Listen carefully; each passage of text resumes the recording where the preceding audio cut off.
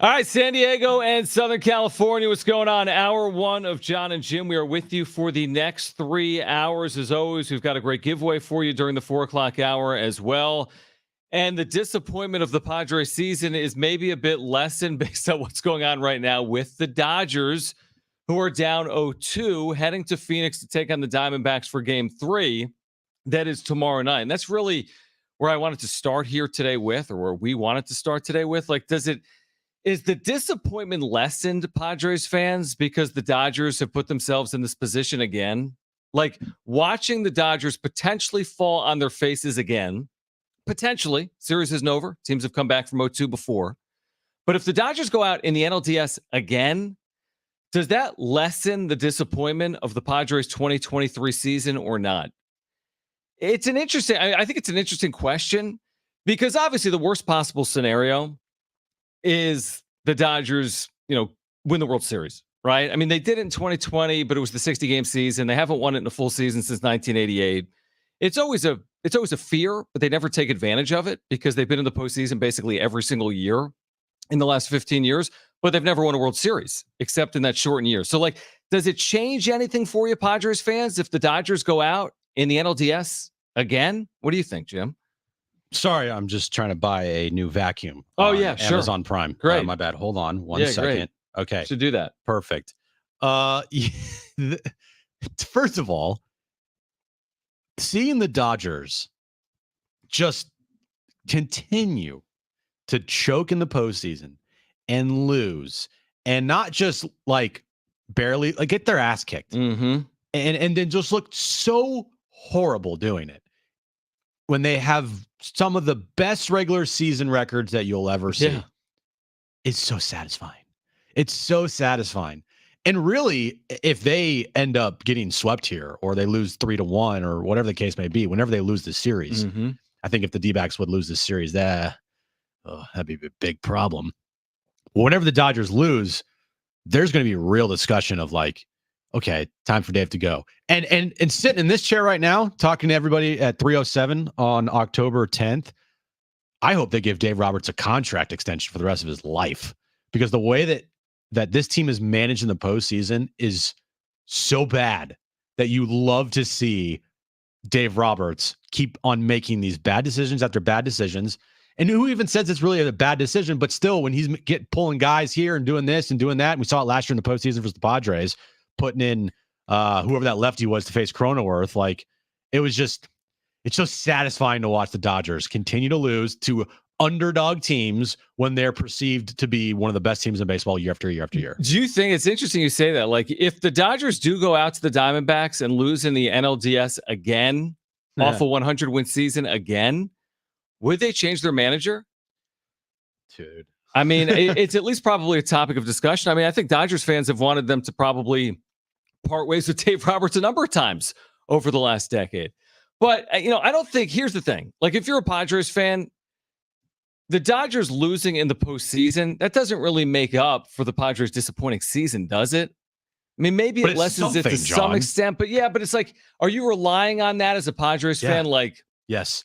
The second that your team is not in the postseason, it's whoever's playing the Dodgers, that's your team now.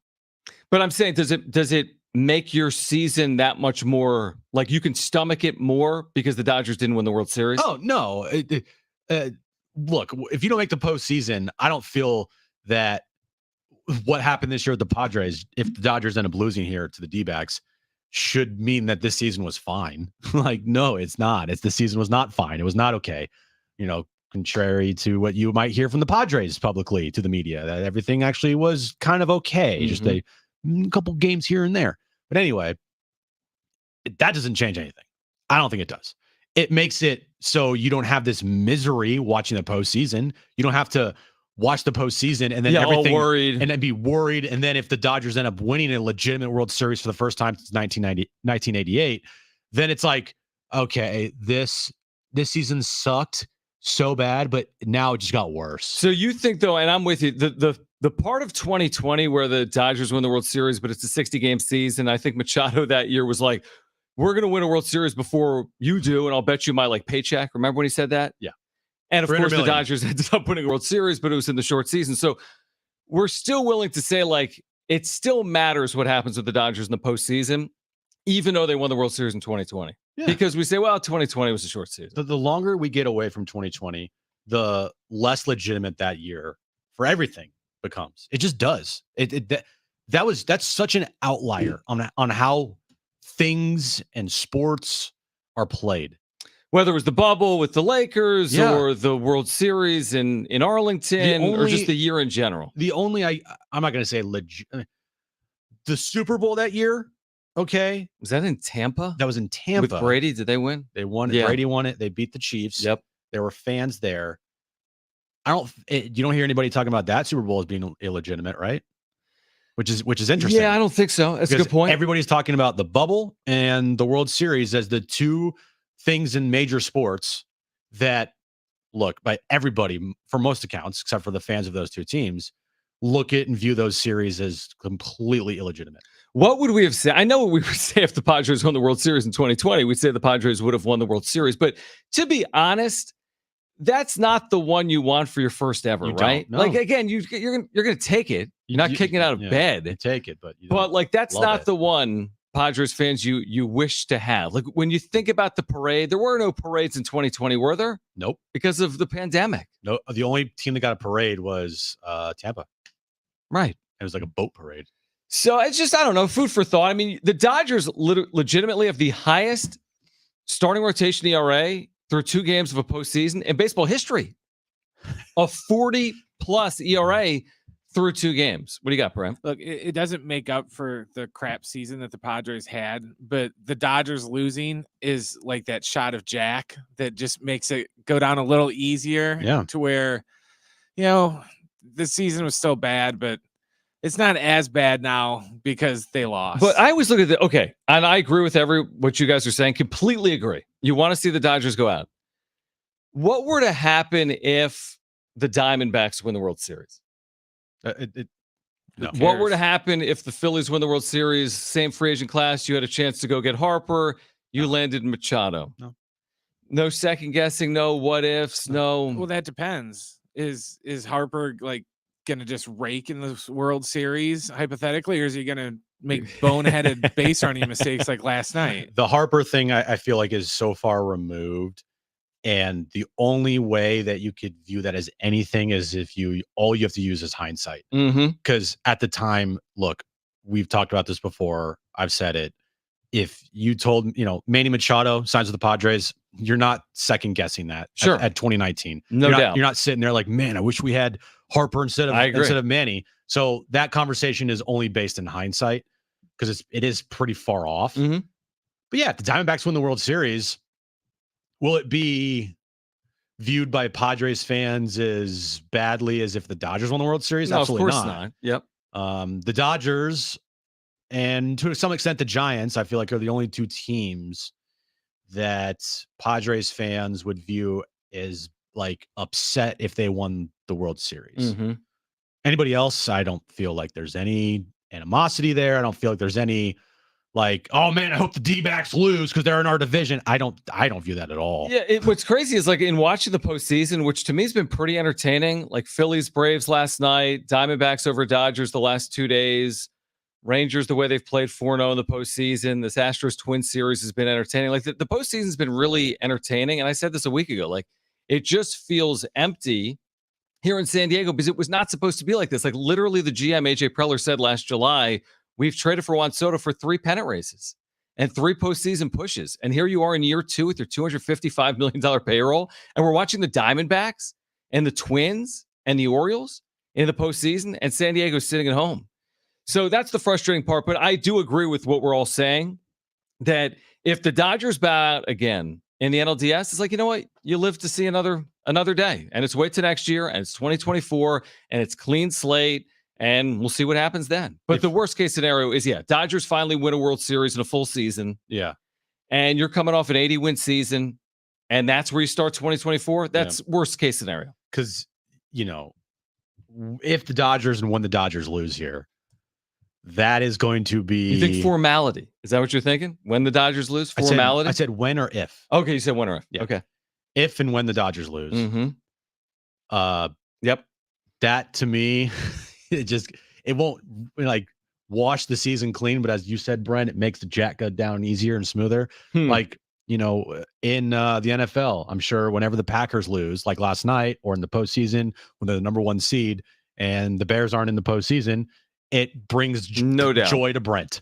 It does. And a lot. And so that is the same way with Padres fans. When the season sucked, not saying that this would change the season's feelings at all, but there will be a lot of joy if and when the Dodgers lose, especially if they lose in the division round to the Arizona Diamondbacks. Like, dude, the joy that will be brought it will feel nice. Do you think it changes anything in the offseason conversation around Shohei Ohtani, what the Dodgers do this postseason? I don't like, think will they be more inclined to go get Shohei Ohtani and spend as much money as necessary to do it if they lose this round, as opposed to if they make the World Series and lose, or if they make the World Series and win? Does that change the conversation at all? I think they're going to go after him regardless. Yeah, I do too. Like, they set up their entire offseason to make a run at Ohtani this year. Now, the good thing is, if the Dodgers ended up getting Ohtani, well, he's not going to be pitching next year. So that's like a plus, but he's still going to be a guy that can hit 40 plus home runs and have a 980 or 1,000 OPS for you. And then in that lineup, see, it's like, when do we get the first article once the season has ended that AJ Preller is a player for Shohei Ohtani?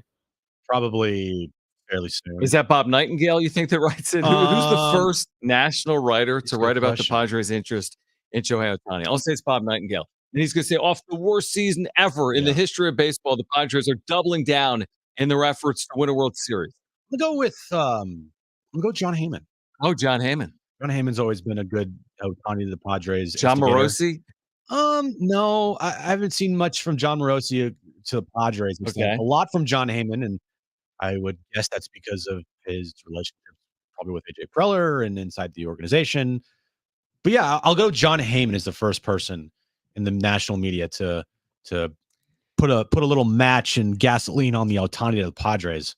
And I know what people are going to say. The second there's a report that the Padres are interested in Shohei Ohtani, you know what's going to happen? People are going to say, told you media, told you Kevin, told you Dennis, told you Jon and Jim. You're an idiot. You're an idiot. You said the payroll was going down. They're interested in Shohei Ohtani. How is the payroll going to go down if the Padres are a serious suitor for Shohei Ohtani? You know that's coming. Yeah. That's going to be the immediate reaction. And we're going to stay true to what we've been saying, which is, I'll believe it when I see it. Shohei Ohtani has said he wants to play for a winner. A, the Padres have financial issues, potentially. They have to lower their payroll. B, Ohtani, after spending 6 seasons with the Angels, his first priority is going to be to come here for a team that hasn't won a division under AJ Preller and has been to the postseason one time in the last 8 years in a full season. So that's why he's going to the Dodgers, and it's going to suck. It will suck. It will absolutely suck. The Dodgers suck. will lose here, and everyone will be making fun of the Dodgers, rightfully so. And they're going to go out in the offseason and sign like Blake Snell and Shohei Ohtani. And it's going to be like, oh, crap. And then they're going to fire Dave Roberts and hire Bob Melvin. Yeah, and they're going to and then Bob Melvin's going to win a World Series. Pull a 180 and hire Bob and trade a prospect for Bob, and everyone's going to be like, what? Can you, first of all, that can't happen, right? There's no way that the Dodgers get rid of Dave Roberts and Melvin under contract ends up at the Dodgers, right? It's one thing for Melvin to leave. I mean, we're talking about San Francisco, that's in division, but he's got the history in the Bay Area. There's no word. That's not happening. I'm not going to lose sleep over that, right? The Dodgers lose, the Dodgers make a managerial change, and the Dodgers call Bob Melvin. That's not happening, right? There's no way.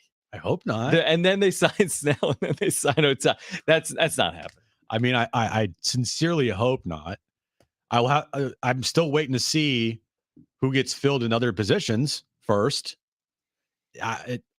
If you're the Giants and if you're the Mets, do you still potentially call up AJ and be like, hey, look, man? See, I don't think you can. This is like, okay, let's use like the girlfriend dating analogy.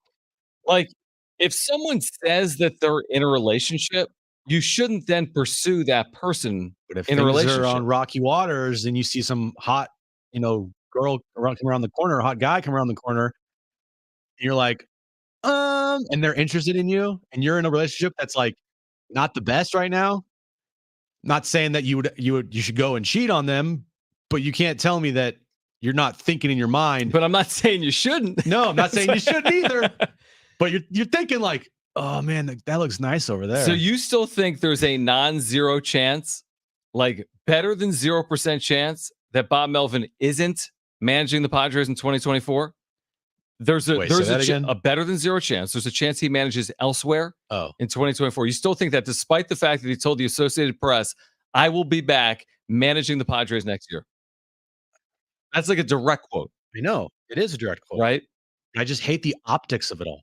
Like, you can't tell me that the optics of what happened last week were good. They were bad. Mm-hmm. I mean, you got AJ talking in a Zoom call. Lights are going out in his office. Right. Where's Bob? Bob hasn't spoken in a public setting since the end of the season. He had to relay messages to the AP. And I'm like, dude, if you're telling us that this relationship's great, get in the same room. Mm-hmm. Prove it. I agree. So less than so like there's a chance. See, I think I've always been like this. I just put trust in. Like I'm overly trusting. I think like when someone says something, I'm like, well, it's gonna happen. Like if they say that if Bob Melvin says he's gonna be back, then I just trust what he says. But it is professional sports, and I guess things do change. And if I think he's back because this is the best spot right now to win. Yeah. Like Mets, come on. Maybe the future, but not 2024. San Francisco, come on. Look, I'm not going to go like full conspiracy mode and say that do it. This is going to happen and blah blah blah blah blah. But I will say I do believe Bob Melvin will be back next year. But with also saying I wouldn't be surprised by anything. So just leaving everything open. Exactly.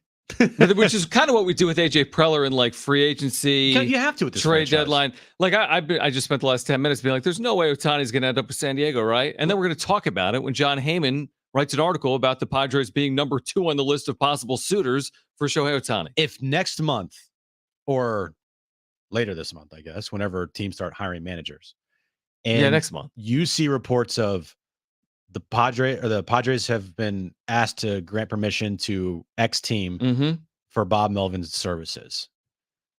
How much would that surprise you? After everything that before they spoke and everything that we've known and read. It wouldn't have surprised me before I heard from Preller and Melvin last week. I mean when after they spoke, not before. My bad. It would surprise me. But again, maybe I'm just overly, naive. It would surprise me, but not to the extent of like back in 2019 when they signed Manny Machado. Yeah, that's probably. I agree with that. I do. Like that was a what out of left field moment. I don't think this would be a what out of left field moment if that happened. I don't think it will. Yeah, but that I'm just saying that door, it doesn't feel completely like locked, slammed shut. If you get what I'm saying. I do. Oh, I get what you're saying. All right, we have Howl O Scream tickets to give away. We'll do that in the 4:00 hour. We're going to be at Mountain West Media Day, by the way, Thursday in Las Vegas, talking to Brian Dutcher, Lamont Butler, and others. So make sure to join us throughout the course of this week here on Jon and Jim. On the other side, interesting question posed here. Are the Padres the most well-positioned team to make the playoffs next year of the teams that missed the postseason in 2023? We'll address that next. You're going to hear from Bryce Harper, by the way. Huge gaffe yesterday for the Phillies. You'll hear from Bryce Harper coming up later this hour. Don't go anywhere, Jon and Jim. Stay with us.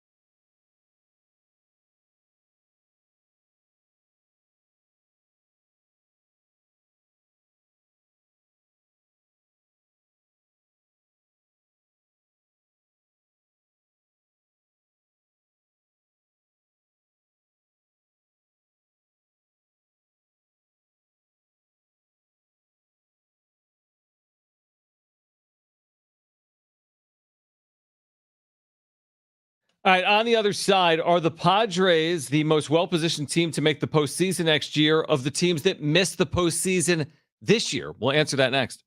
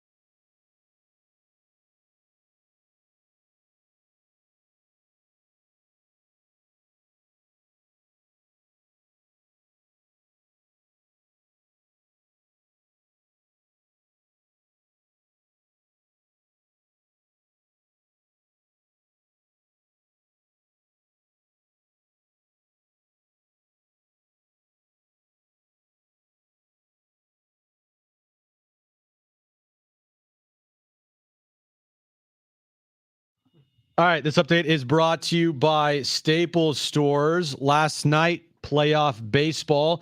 The Braves came back to beat the Phillies to tie that series up at 1 game apiece. Dodgers, they lost to the D-backs again. They are now down 0-2 in that series. D-backs are looking to close them out tomorrow night in Arizona. In the Astros, right now they lead the Twins. I pull up the score here, 6-1 in the middle of the 7th inning. And Rangers looking to close out the Orioles, 5 p.m. first pitch there in Texas. 10 bucks says your local Staples now accepts Amazon returns. Now, when you return an Amazon order at Staples, you receive a coupon for $10 off your next Staples purchase of $30 or more. Exclusions do apply. Staples, your new favorite place for Amazon returns. We have chances for you to win $1,000 every day. Listen for the keyword, then enter it at sportssd.com. Presented by Loan Pronto. Stop paying insane rates on your credit cards. Loan Pronto can help you tap the equity in your home so you can be credit card debt-free in less than a week.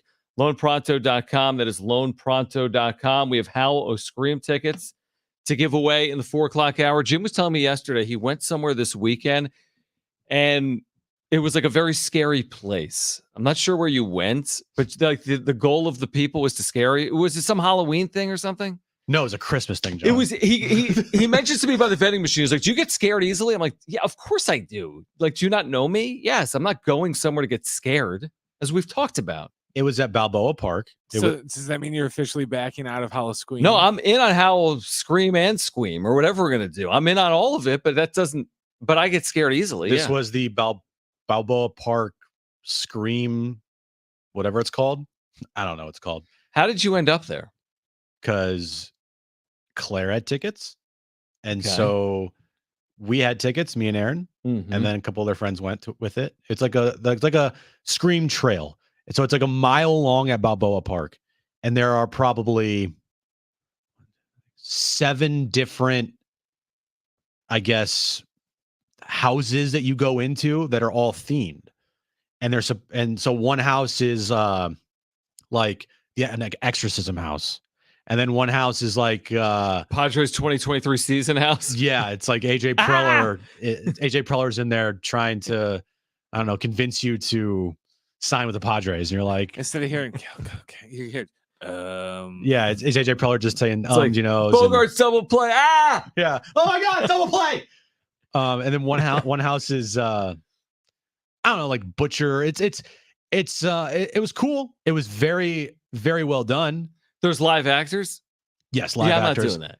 There was one live actor that was trying to scare us because they got like in our face, and he was making a weird noise.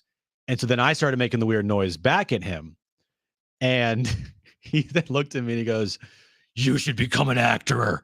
And I was like, "What, dude? You should do that on the side. I like that because I host of Jon and Jim and live actor." Right. For Halloween events. Because they had a big sign in front. It was like, if you want to be part of this, like sign ups to be. We should all sign up. You would suck at it. I would work in the 2023 Padres house. There is no 2023 Padres house. Okay. So anyway, we are going to Hallow Scream. We have tickets to give away. We'll do that in the 4:00 hour. So The Athletic writes an article about the 18 teams that missed the postseason. Yeah. Which includes the Padres, surprise. Oh, what? Which of these teams is best positioned to make the postseason in 2024? Any guesses on the number one team? Ooh, I know. Any guesses? I know. Okay, well, who do you think? Pick me. Yeah. It's not the Oakland A's, right? It's not the Rockies. It's not the Rockies, no. Could it be your San Diego Padres? Oh, that would be a good guess. I'm gonna go with that one. Who had an expected win-loss record of 92-70, who had that very high run differential. Yeah. Have you seen the point differential for the Niners this year? It's very high. Plus 99. But then again, they're winning. So you can mention it because they win every single time they play. Yeah. So the Padres, despite Snell, despite Soto's future, despite Hader, do you agree with The Athletic? We've said, listen, temper expectations. We're not jumping in yet that this is some World Series caliber team off what we saw in 2023. What do you make of their assessment that the Padres are the best positioned team to make the postseason next year of the teams out of the postseason? I would, because the second team here, and this is written by Jim Bowden, mm-hmm. the second team he has is the Reds. Yeah, it makes sense. And followed by the Mariners, the Mets, and the Yankees. Those are top five. It's a good list. Good list. I guess I'd have to agree. Now, here's the thing is, I got to see how their rotation looks. You're not worried about the rotation? I'm not. Very worried about the rotation next year. I'm sleeping easy, man, over that rotation. That is a big area of concern for me because look what's happening to the Dodgers right now. The rotation sucks. Look what's happening to the teams with good rotations. They're doing good. Yeah, but I agree with you, but who cares? Like, I'll worry about that. If I have my 100-win regular season, I'll worry about my quote-unquote bad, crappy rotation in the postseason. Well, like, we can't have our cake and eat it, too. We just got to get in. That would mean their offense needs to be, like, vastly better. Mm-hmm. But the rotation was top 5 in baseball. You think they're going to go from top 5 in baseball to bottom 10 in baseball? No, but I think to win a World Series, you got to have at least a top 10. Dude, rotation. baby steps. What do you mean baby steps? This is about getting into the postseason. Nobody's talking about winning the World. I am not having the conversation. I'm not having a conversation about the Padres winning the World Series in 2024. That's crazy and laughable. The only conversation I'm having about the World Series with the Padres is expectations. I don't think the expectations next year for most will be the Padres to win the World Series. Really? Yes, really. You don't think that as an organization, their expectation isn't win a World Series? Organization, just like the same with like Dick Montfort in Colorado. Realistic expectations. 70470 started with team 844-570-1360 is your expectation as a fan for the Padres to win the World Series in 2024. What's falling off a cliff? From this year to next year, it's just like, hey, just make it. We went from this year talking about hey, home field advantage in the World Series to next year. Dude, did you watch this season? Did you see? I did. Did you see when they were 11 under in September? I've also said, and I've steadfast in this, that this bad season does not give them any leeway into changing expectations next year because those expectations have been set and they're going to stay that high. AJ said last week, I like the heightened expectations of us reaching the postseason every year. He did not say World Series. We could listen back to it. Well, and that's fine. Me personally, I'm not going to hold this team to a lower standard because they suck this year. Is your expectation, Padres fans, for the Padres to be World Series caliber, World Series or bust, Dude, in 2024? If you're not doing that, you like to hear this term from me. You know what I'm going to say? You're an unserious baseball team. No. Wait, where are you going with this? I'm very curious. I've used this term a lot. Setting high expectations for the Padres in 2024, then you have loser mentality. Oh, loser mentality. That's just how I feel. I can't sit here and after this past season, when everybody at FanFest, which was amazing, talking about World Series and the amount of money they've spent and things that were said by people in that organization, Peter Seidler and players alike, that they were going to go and win a World Series and that's the goal and everything, to follow it up with just 1 year later. Now, if they gut the team, okay, but 1 year later with essentially the core back, we'll see about Soto, but the core back, and now the expectation is just like, hey, I hope to make the postseason. Like, what? 844-570-1360. Do you think the Padres, or do you have World Series expectations for the Padres in 2024? 844-570-1360. Let's go to the phones. John, you're on with Jon and Jim, and thanks for calling in. Jon and Jim and Brent, Cadillac John here, homeboy. What's up, man? What up? Hey, so this is funny. It's called expectation management, Jim. If a person doesn't reach a certain level, the next year you're supposed to lower that. You don't say, you know what? You don't know how to cook a 5-star French meal, but I'm going to expect you to do it. I'm going to be like, you know what? Just make me a grilled cheese. Do what you can. So you know what? Let's let them make the playoffs. Based on what? World Series? No, come on, guys. Playoffs is like my max for these guys now. Playoffs. That's it. Thank you, John. Well, here's the thing, though. This is what I would say. It's not like you get into the postseason, you're like, roll over. No, because we've seen it. Because you see all these teams make runs. Padres last year, Diamondbacks this year. Mm-hmm. So it's not like it's impossible to do. We've seen it play out. Phillies last year. But even if they get in next year, like 87 wins or 89 wins, like they had last year, you're telling me that the expectation going in is not like the World Series? No, of course it is if you're in the postseason. That's what I just said. If you make the postseason, of course you think you can win the World Series. But that's like making the NCAA tournament. Your wins away. Yeah, from day one. Okay, I'm not saying I expect them, and I'm going to hold them to a standard of they got to be one of the best teams in baseball, like in the regular season, like the Braves or the Dodgers. But you're saying the expectation is to win the World Series. But my expectation from start to finish, the mindset and the goal is, number one, get in. But the whole entire time is, dude, you better be thinking World Series here. And if you don't win the World Series next year, then that's a disappointment. Because what are we doing here if we're not having those high expectations with this roster and this payroll at this time in the Padres franchise history? I'm thinking 6 seed. Just get in, roll the dice. After what I saw this year with 11 games under 500 in September, I mean, dude, I think there's a lot of people thinking, there were a lot of people at the end of the year like, gut the thing. Change your GM, change your manager, start over. Not start over because they have all this money tied up. At least get rid of your GM. Yeah, because you can't have a repeat of this in 2024. All right, what do you guys think? 70470. Start your message with the team, or 844-570-1360. What are your expectations for the Padres in 2024? Plus, listen, we've gotten on Manny Machado this year. What about Bryce Harper yesterday for the Phillies, game 2, in this ridiculous play that ended game 2 for the Phillies and even the series for the Braves at a game apiece? You'll hear from Bryce Harper on the other side. We have Hal O'Scream tickets to give away in the 4 o'clock hour as well. Stay with us on Jon and Jim.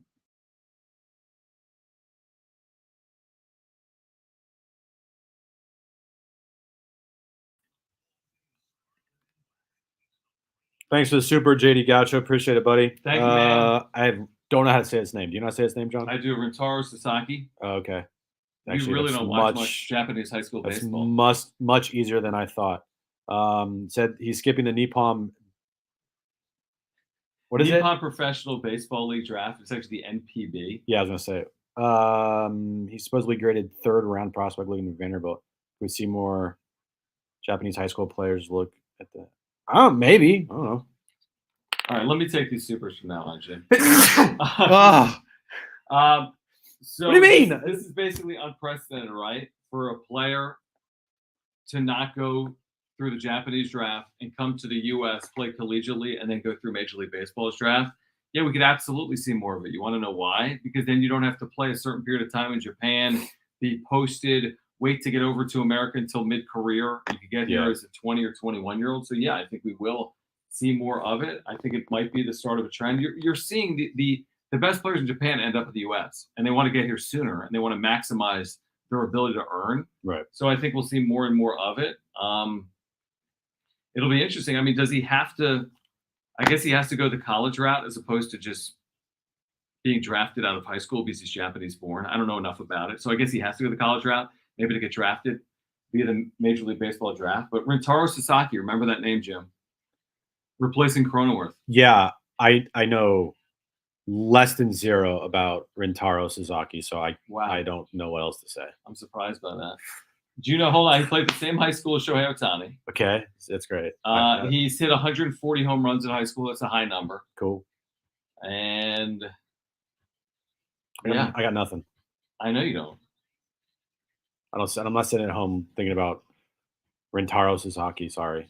I know, but that's why JD Gaucho's asking for your opinion. But I don't have that's unfortunately I don't have an opinion because I've never thought about Rintaro Suzuki until Jim has a one-track mind. It's Warriors, Niners, Amazon Prime Day, and Padres is an unserious baseball team. I never said unserious. I'm kidding. Whatever you said. I said loser mentality if your mentality is not winning the World Series next year.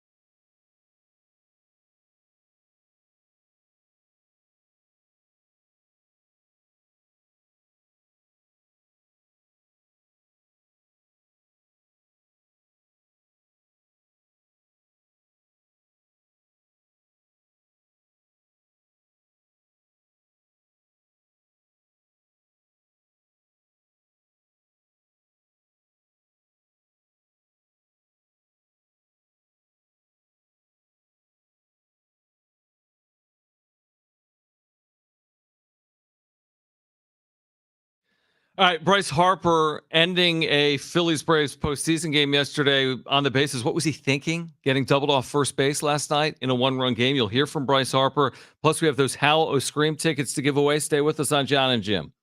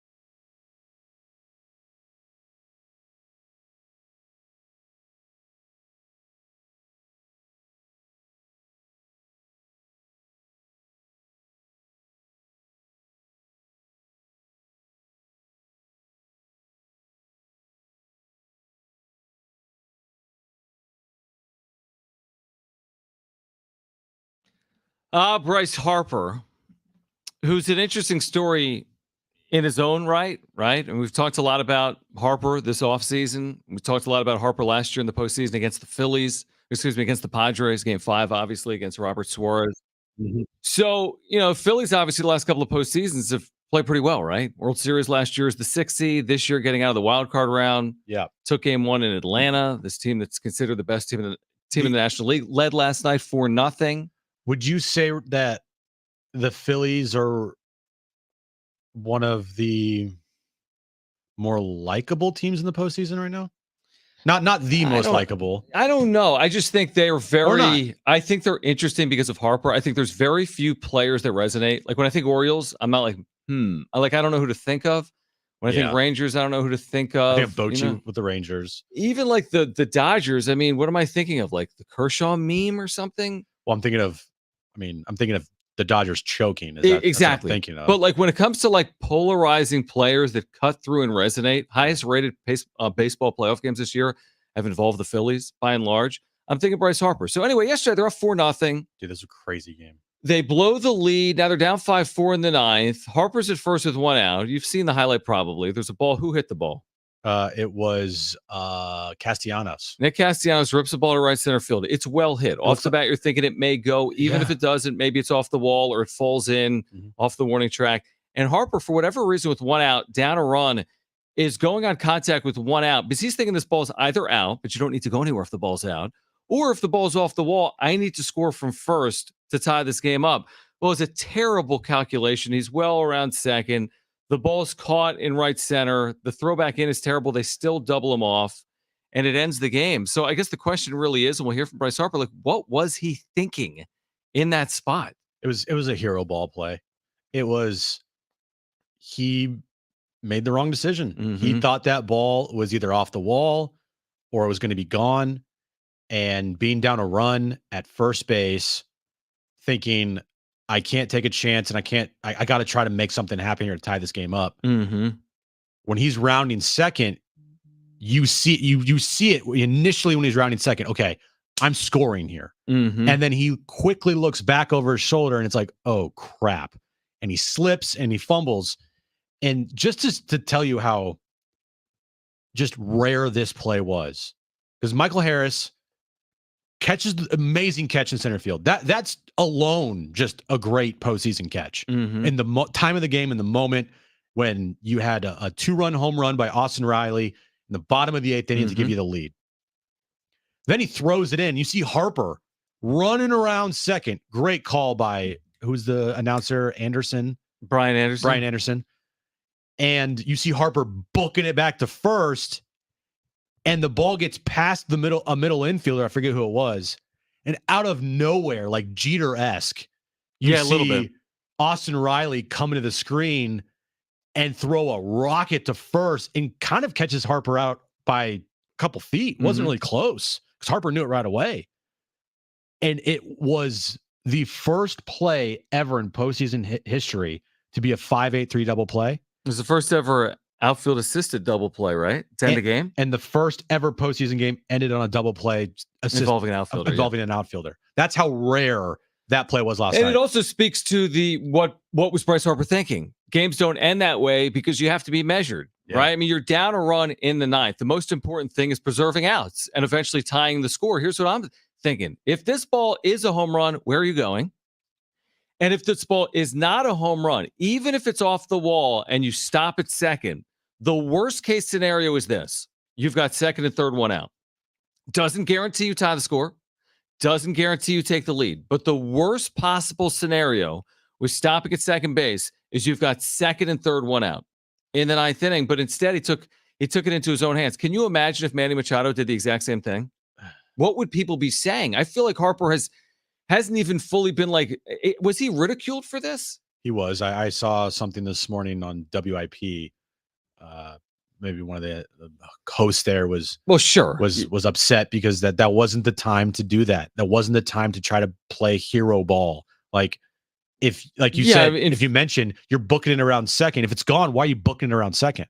Of course, in Philadelphia, he's going to be ridiculed, but I'm wondering, like the national conversation around this, again, it's baseball. I get it. But if this was Machado, Game ended on the exact same play involving Manny Machado. Don't you feel like it's way worse, the commentary on him? I do. Probably. It would be viewed as like a stupid, boneheaded play. Right. Which I don't think this is Selfish, not being me. viewed. I don't think. Well, I wouldn't say selfish me. I would say a player trying to do too much in a situation Yeah, I agree. where he didn't have to do that. Because Mhm. if the ball's off the wall, then you book it and you have a chance. You still could score. You still could exactly. score. If you stop at second and the ball's off the wall, you have a good chance of scoring. Yeah. But if it's gone, then, obviously, Where are why you are you going? doing that? But if it's caught, then you're screwed. And you Which can't he risk it. was. So he spoke post-game about this, right? Yes, this was Bryce Harper post-game, asked about why he did what he did, and here's what Bryce Harper had to say. Did you think you had a shot to get back, or did you kind of know you were? I mean, he made a good play. I probably shouldn't have gone over second base, but made a decision, and I'll live with that. Yeah, I mean, just taking a chance. Michael made a great play and doubled me up, so tough way to end it. It's fine.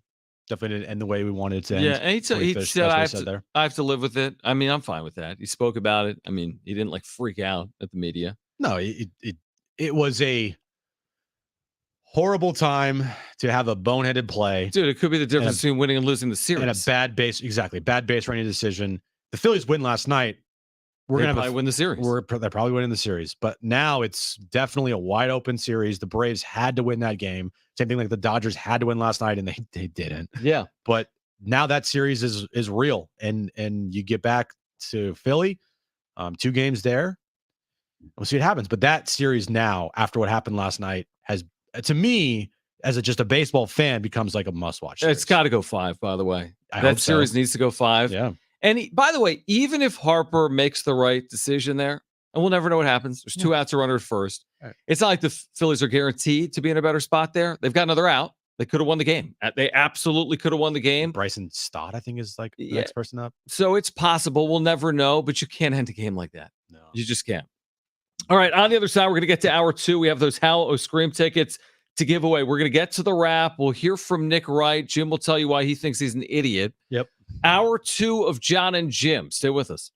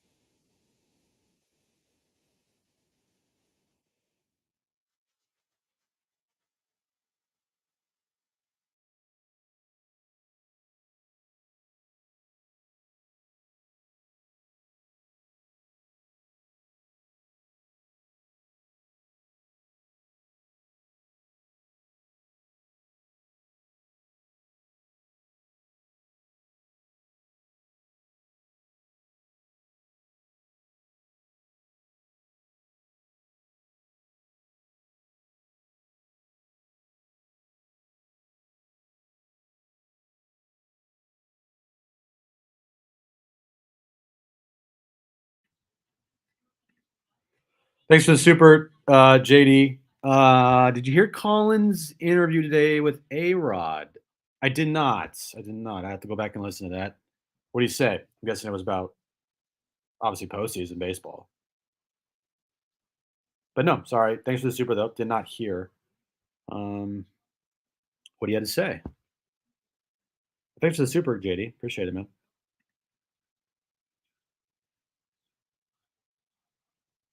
Make sure you guys like, subscribe, hit that like button. Subscribe to the channel if you haven't already. Like I said, super chats, we'll get them during the breaks. I'll ask John, I promise. Did you listen to Alex Rodriguez's interview this morning with Colin? Let me answer that. Yeah, no. What did he say? I don't know.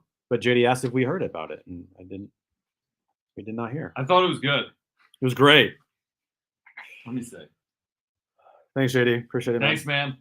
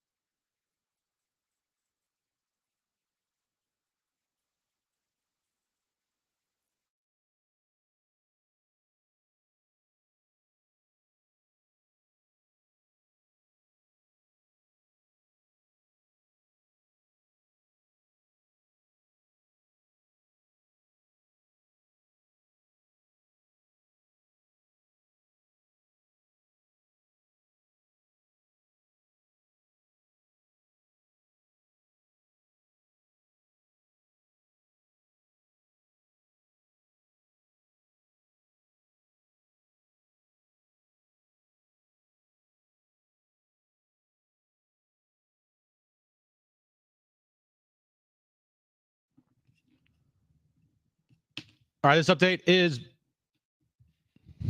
brought to you by Mercedes-Benz. Baseball playoffs happening right now. The Astros in Minnesota. That series is tied at 1 game apiece. Houston all over Minnesota today, 7-1 after another Yordan Alvarez home run there. Later tonight, the Rangers looking to close out the Baltimore Orioles. First pitch is about an hour from now in Texas. Last night, the Braves even up their series at 1 game apiece with the Phillies, and the Dodgers lost again to the D-backs. They're now down 0-2 in that series as they head back to Arizona.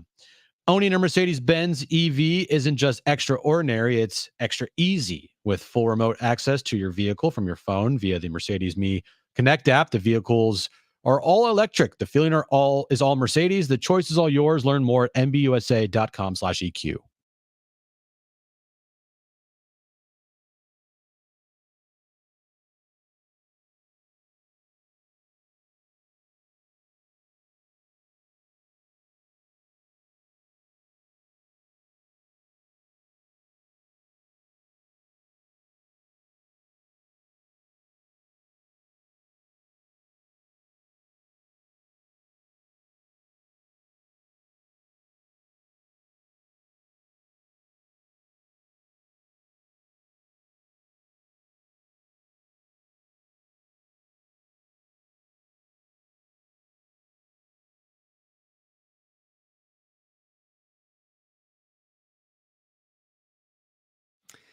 All right, San Diego and Southern California, what's going on? It's hour 2 of Jon and Jim. And speaking of Kershaw, Colin Cowherd had A-Rod on today. You'll hear that coming up within the next hour. A-Rod on Kershaw, his legacy, his impact, where he stacks up, current generation of pitchers, and how the Dodgers are counting on him. You'll hear that coming up at 5 p.m. Brent is laughing.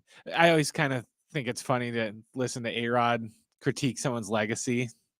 Yeah, because of his. Yeah.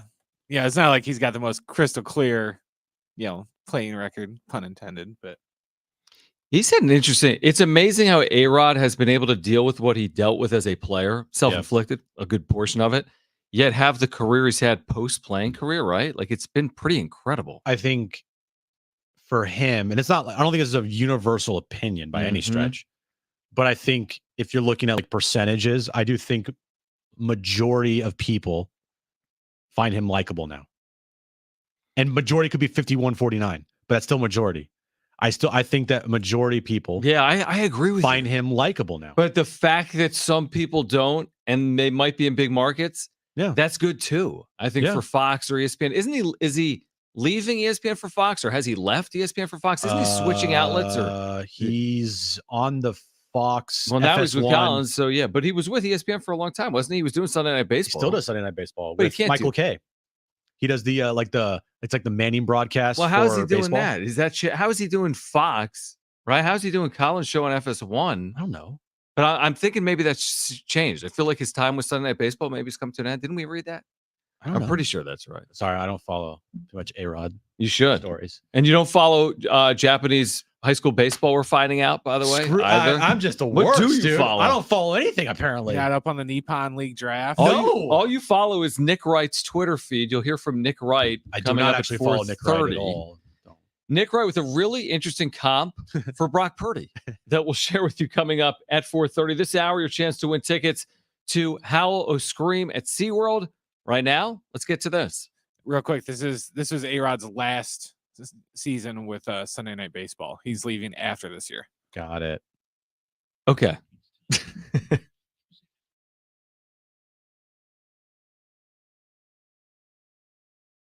Would you guys sign up for a 7 seed for the Aztecs in the 2024 tournament? No, because I think they can do better than that. I think they can do a lot better than that. I think they can get to a round of 5 seed again this year.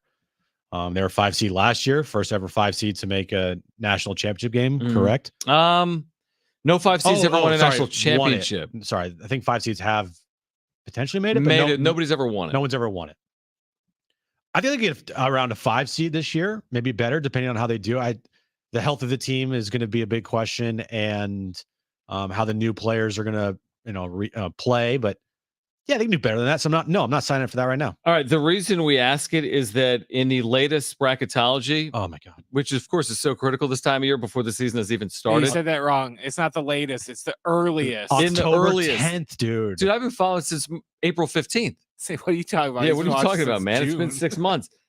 In the latest bracketology from Joe Lunardi, he's got San Diego State as a 7 seed in the West. The West goes through LA this year, I want to say, Staples Center. I hate you. So I'm with you. I mean, I say, let's see what this team's got in store, right? They got a lot back. I'm not signing up for anything right now. Would you sign up for a 1 seed? Nah, I don't know. It depends if it's in the East or if it's in the West. Yeah, what region? But to your point, they are a bit banged up. Mark Ziegler wrote about this yesterday in the UT. They've had some players missing practice over the course of the last handful of days. The good thing is it's still a month out. You still have 4 weeks until the start of the season. So get healthy, and let's see San Diego State if they can make another run. Next question. Do you think Dave Roberts returns as the Dodgers manager if they fail to make it out of the NLDS? I'm going to say no. You can't keep having these disappointing seasons after disappointing seasons with all the expectations in the world and still be the manager. Interesting how that works out. Like you can't. I'm sorry.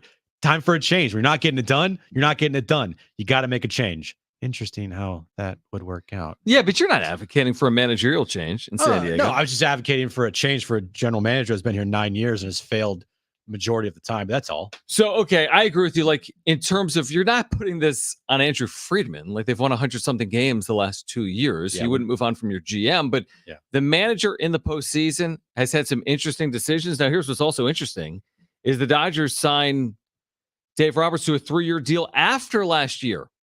So he's got 2 more years on his deal. No, I agree. It can be ripped up, but it's interesting they signed him to a 3-year deal after last year when they lost in the postseason to the Padres. Interesting. A little bit interesting.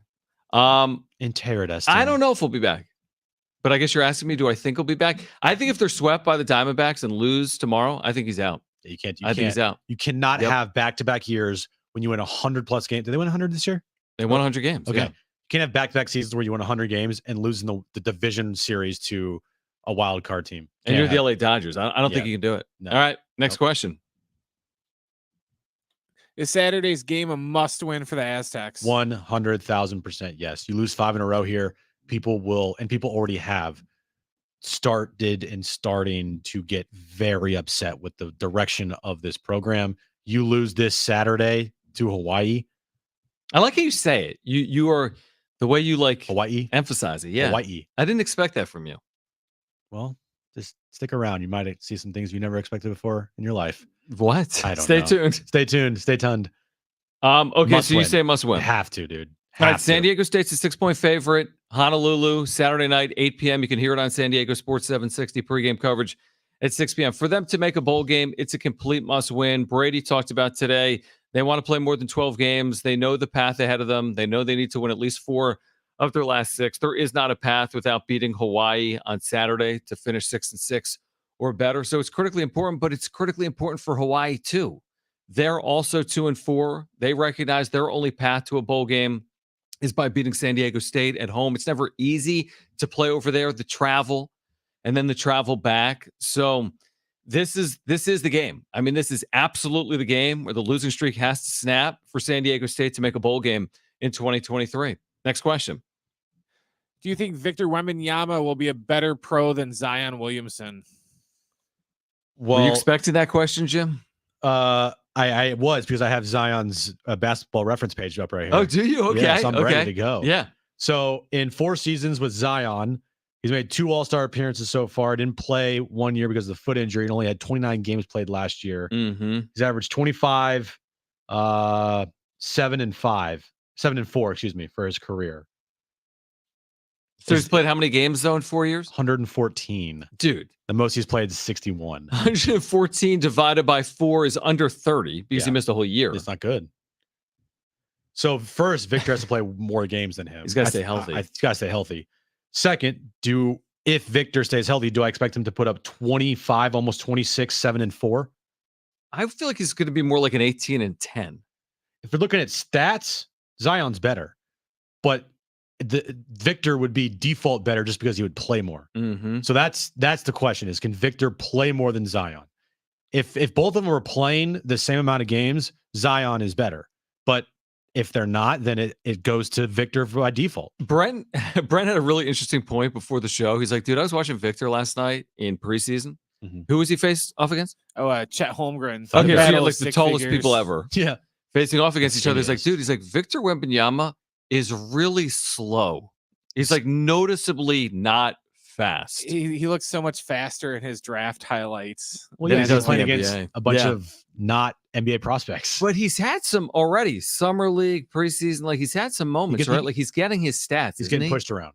He's But a he's guy getting that pushed around. He's not bulky at all. He is a twig. No, yeah. So that will be interesting to see. He's got to have some insane skills to, Allegedly, he can shoot. So well, if he can shoot 35% from 3, I think that would be a massive thing for him, and it would open up the game for him completely. But I still have to go with Zion. Even Zion hasn't played really any games in his career. I mean, it's not good. He's got to be healthy, but Zion's a better player than he's so much better than Victor. What are we going to say at the end of the first year of Wemby in the NBA? Are we going to say he's a project? Are we going to say he's a star? Are we going to say he's must watch? Like to me, and maybe some of it is because it's the Spurs. Like there's something about the Spurs that takes away your stardom. And then there's something about the fact that maybe he actually is a little bit of a project coming over from overseas. His age, how old is he? 20-ish, 18, maybe? I don't know. 19. I mean, I feel like the expectation with him, because he was first overall, he took like Vegas by storm. He's throwing out first pitches at Yankee Stadium. I feel like the expectation is the guy's going to score like 30 points every single time he's on the floor. 19. And he's 19. I mean, I don't know. Do you expect him to be this dominant force in the NBA? I really not initially. Not right away. No, Yeah, I not think right it's going away. to take away. Do you think he'll ever be a dominant force, like top 3 player in the NBA? Like, will he Kevin be- Durant? Will he be Giannis? Will he ever be better and as good as Giannis? I think he'd be closer to Dirk because he can already shoot, and Giannis had to like work on his shot for almost 6 years before he was even. But was Dirk ever a Confident in top 3 player in the NBA? Probably. Yeah, Right. Well, he At won the height of MVP his one year, so career, you're right. He won Yeah, he MVP. was. He had a title. But is there any example of a player of his My bad. size being the best player in the NBA even for a season? Like, is there an Giannis. example of a 7? He's not. Giannis Shaq, isn't maybe. 7'4", 7'5", is he? Well, okay, he's not as tall as That's like he's one of the tallest players in the history of the league, is he not? Yeah, He's like Shaq. top 5 tallest ever. Shaq. He's not 7'4". but he was over 7 feet. Yao. Maybe, yeah. I'm just saying, I'm worried about his durability. Yeah. Because he's 7'4". Like, people that are going to compare him to like, oh, he's going to be the best. He's going to be LeBron. LeBron at 7'4" isn't playing 21 seasons. No. And we've talked about this before. Wemby is not playing 21 seasons.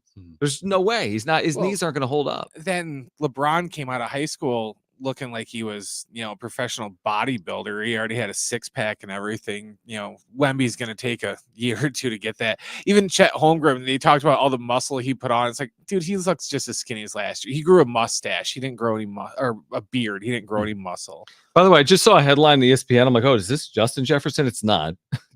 Falcons acquire wide receiver Jefferson from Rams, Van Yeah, Jefferson. They were Jefferson. burying the lead if that's the Like, case. whoa! But have what you, happened? I there? was listening to Big Rich, TD, and Fletch this morning because I was awake and you weren't. I went to the gym at 6:15 in the morning. Why? Shout out me. Why? Oh, they're open that early. Why? I'm not sure. I think I had a busy because I had to take Jones to the dentist at 9, and then I had to go to San Diego State at noon, so I didn't have time to go to the gym. So I went at 6:15, and I might do it again tomorrow. I haven't talked to my wife. Anyway, Wait, that's your wife for permission to go to the gym? well, at 6 yeah, a.m.? because if she's going to go to the gym at 6 a.m., someone has to watch a 4-year-old. You can't just leave them there alone. Those are the rules. Like, it's I legit didn't- rule. I don't know You that. are gonna have so many issues, and I'm hoping it's sooner rather than later. It You won't are. be. It's going to be such a rude awakening. What is it going to be like for you? I imagine Aaron wants to have kids. Yes. I was about to talk about Justin Jefferson, but who cares? Okay. I imagine Aaron wants to have kids, right? Uh-huh. How many? 2. Okay, so Aaron wants to have 2 kids. Very reasonable. Yeah. A lot of people have 2 kids. They get married. So what that means, Jim, is you're going to have a kid. Okay, so if Aaron wants to have kids, Yeah. then Aaron's going to have kids. Yeah. So now all of a sudden, as opposed to waking up at 10:07, 9:49, 10:17, missing the Machado 20-year extension, missing the Preller hiring or firing. Yeah. If the kid's up in the middle of the night, you're up in the middle of the night. If you knew nothing about my personal life, Correct. I don't. how would you, if I said, yeah, I'm gonna have a kid, what would your reaction be? Well, what do you mean if I knew nothing about your Like, personal you didn't know Aaron, you didn't know like I was gonna get married, you didn't know anything about like that stuff. I wouldn't think you'd have a kid. You'd be like, you and a kid? See, it could go one of 2 ways with someone like you. You could either be really good. I could see you being really good with it, or I could see you being really bad. There's no with in it. between. There's no A little bit. Like, how are you going to do with being woken up early? Great question. Or like, are you good if you don't sleep over the course of the whole night? Like, what if you have to be up 3 times in the middle of the night? See, I'm a heavy sleeper. So that's a problem. So when I go to when I knock So you're out, just going to put it all on Aaron? no, yeah, maybe actually. When I fall asleep, I'm out, and I don't really hear much in the middle of the night. Oh, that's good. And here's the thing: Aaron's a light sleeper, so Perfect. She can deal with the kid. You can sleep. Yeah, This will go perfectly. This will be perfect. She'll deal with everything with our kid in the future. She'll do all of the everything, and I'll be able to sleep till 9 a.m. like I usually always do, and then I'll wake up and do my thing. And Aaron will take care of the kid, and it'll be perfect relationship. Yeah, no chance in hell. Fast forward 5 years, you're going to say, I'm going to the gym at 6:15 in the morning. And I will be walking in here with giant bags under Probably. my eyes and saying, help me. Probably. Anyway, Big Rich, Tini, and Fletcher talking about this idea that Justin Jefferson. Have you heard any of this talk that he might want out? They're 1-4 Who? trade deadline. Justin Jefferson, Huh? that he may want out, and It's that not- Kansas City could be a destination. It's not on my radar. Okay, it is on Big Rich, Tini, and Fletcher's. This is what you're missing from 6 to 9 a.m. Okay. Okay, so you have. I'm just saying, because remember yesterday, you're like, listen, it might go through the NFC this year. Could be San Francisco or Philadelphia. That might be the best team in the NFL this year. They theorize, well, if Justin Jefferson wants out and Kansas City is a potential landing spot, and you add that level of weaponry No to chance Mahomes in hell. So they were way off base on this morning. I shouldn't have been listening at 6:15. They were talking about that 6:15?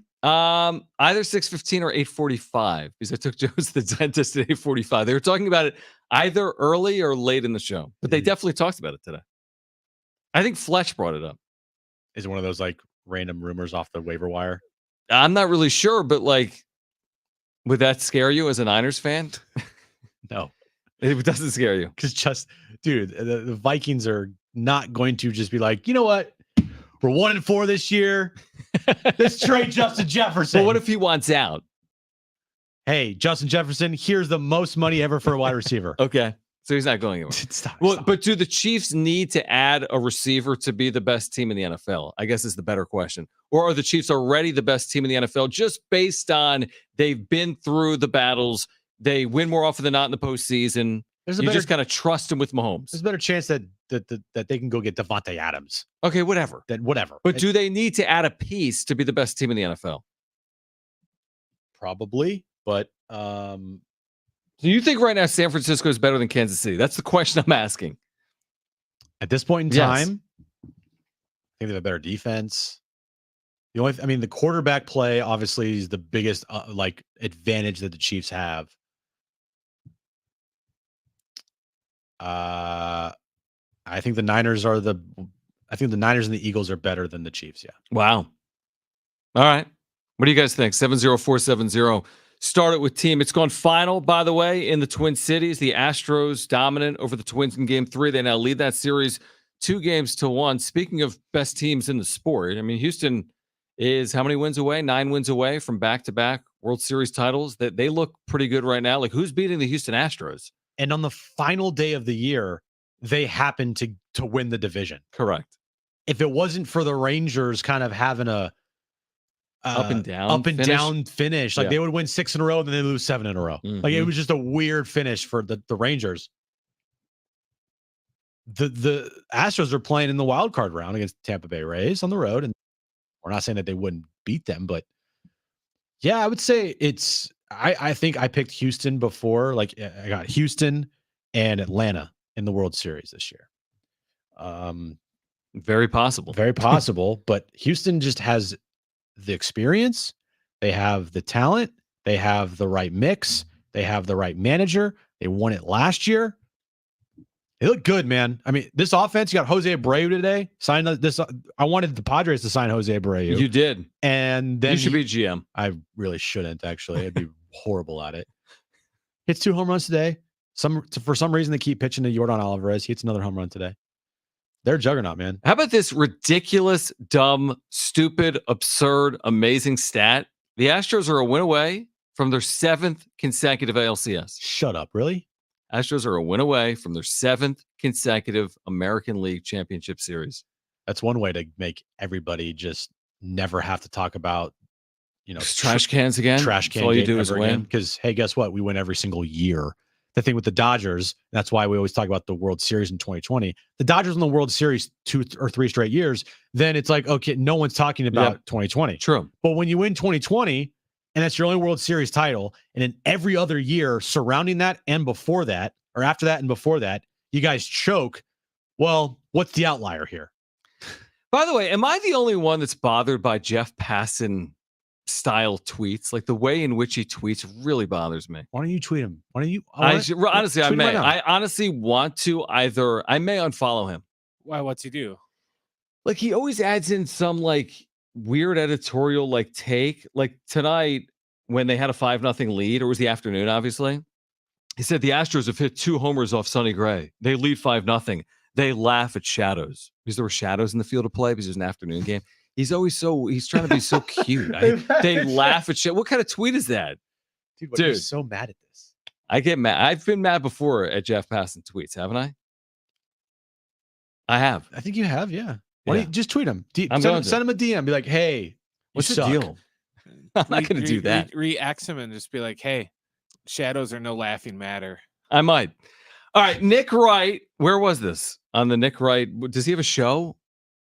Just on Colin show this morning. All right, Nick Wright on Colin Cowherd with a very interesting analogy and comparison for Brock Purdy. Plus, you're going to hear from A-Rod on the Herd earlier today as well. We've got those Howl O Scream tickets to give away. We'll do that at 4:45. Stay with us on Jon and Jim.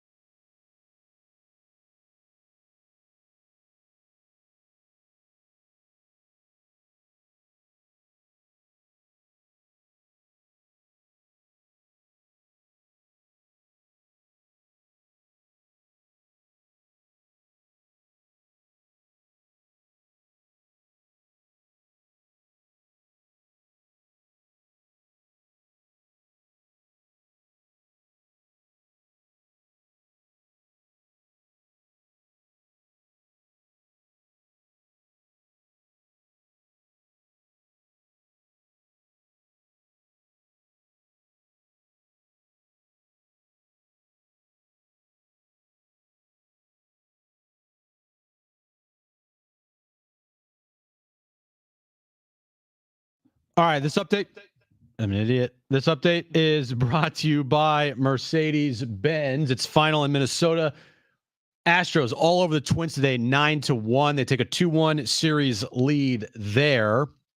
Moving over to other game happening later today in about a half hour from now in Texas, is the Rangers looking to close out the number 1 seed Baltimore Orioles. And yesterday, the Braves, they came back to beat the Phillies to even that series up a game apiece. And the Dodgers, they lost. The D-backs, they trail that series 2-0 as they're now heading to Arizona for game 3. What makes a Mercedes-Benz EV different? Electric is what gets you there, but Mercedes is what moves you like no other automaker can. The vehicles are all electric. The feeling is all electric. The choice is all yours. Learn more at mbusa.com/EQ.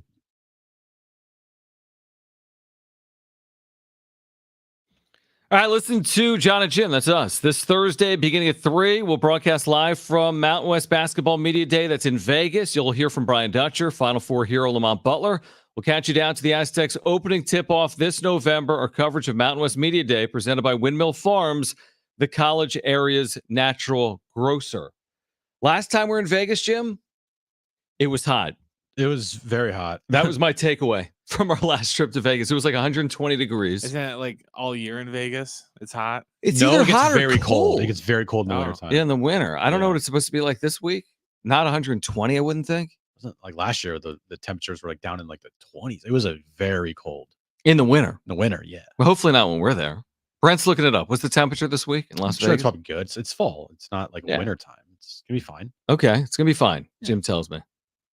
Thursday, high of 67, low 51. Yeah, 67, that's beautiful. That's great. Like San Diego. Everything's great. Vegas's weather's like San Diego's weather. Staying at Circa was awesome. I love that place. It was great. That place is amazing because it's off the strip, but it's probably, I would say it's the nicest hotel on near Fremont Street, near Old Town. It's very nice, yeah. We're going to be at Resorts World. Is that anywhere near the Sphere? Because we got to see the That's just Sphere. what I was going to ask. Yeah, Like we by got to that go to the dome Sphere. That's a thing good everyone point. keeps talking Then the about? Sphere's not open Wednesday night because they're doing these movies, Yeah. like $50 tickets. There's U2, which is $1,000 tickets. And then there's these movies that are like $50 to $100 tickets, but it's closed Wednesday night. I remember when we were flying out of Vegas last time, I saw the Sphere, the Sphere from the airplane. It looked cool. I mean, there was stuff on it, but I saw a video yesterday on Instagram of someone at a golf course in Vegas, and you could see the Sphere, and the Sphere From the golf course? from the golf course, and the Sphere was had like a weird face on it. It's pretty funny. Like if Can you pay to get your picture put on the Sphere? Like we could put Jon and Jim on the outside of it?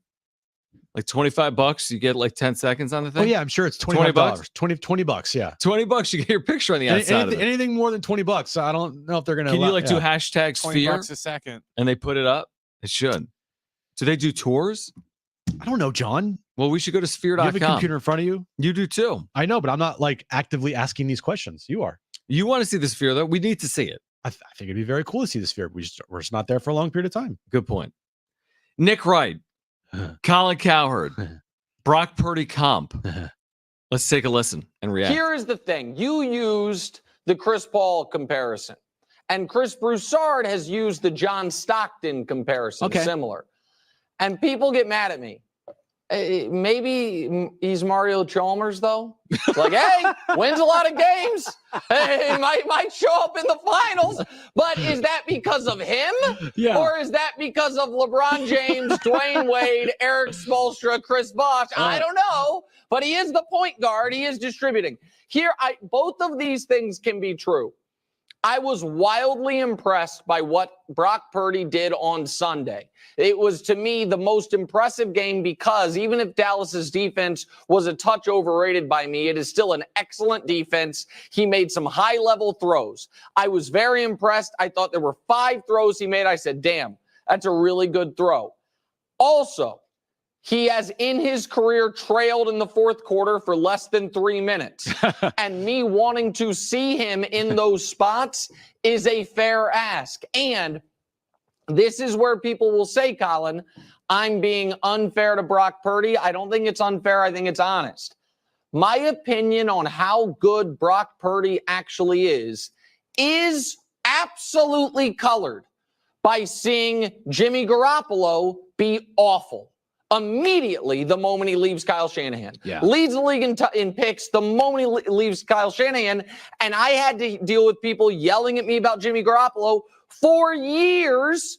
Same offense, same idea. Now, Purdy has not made the mistakes or made some of the boneheaded plays that Jimmy made.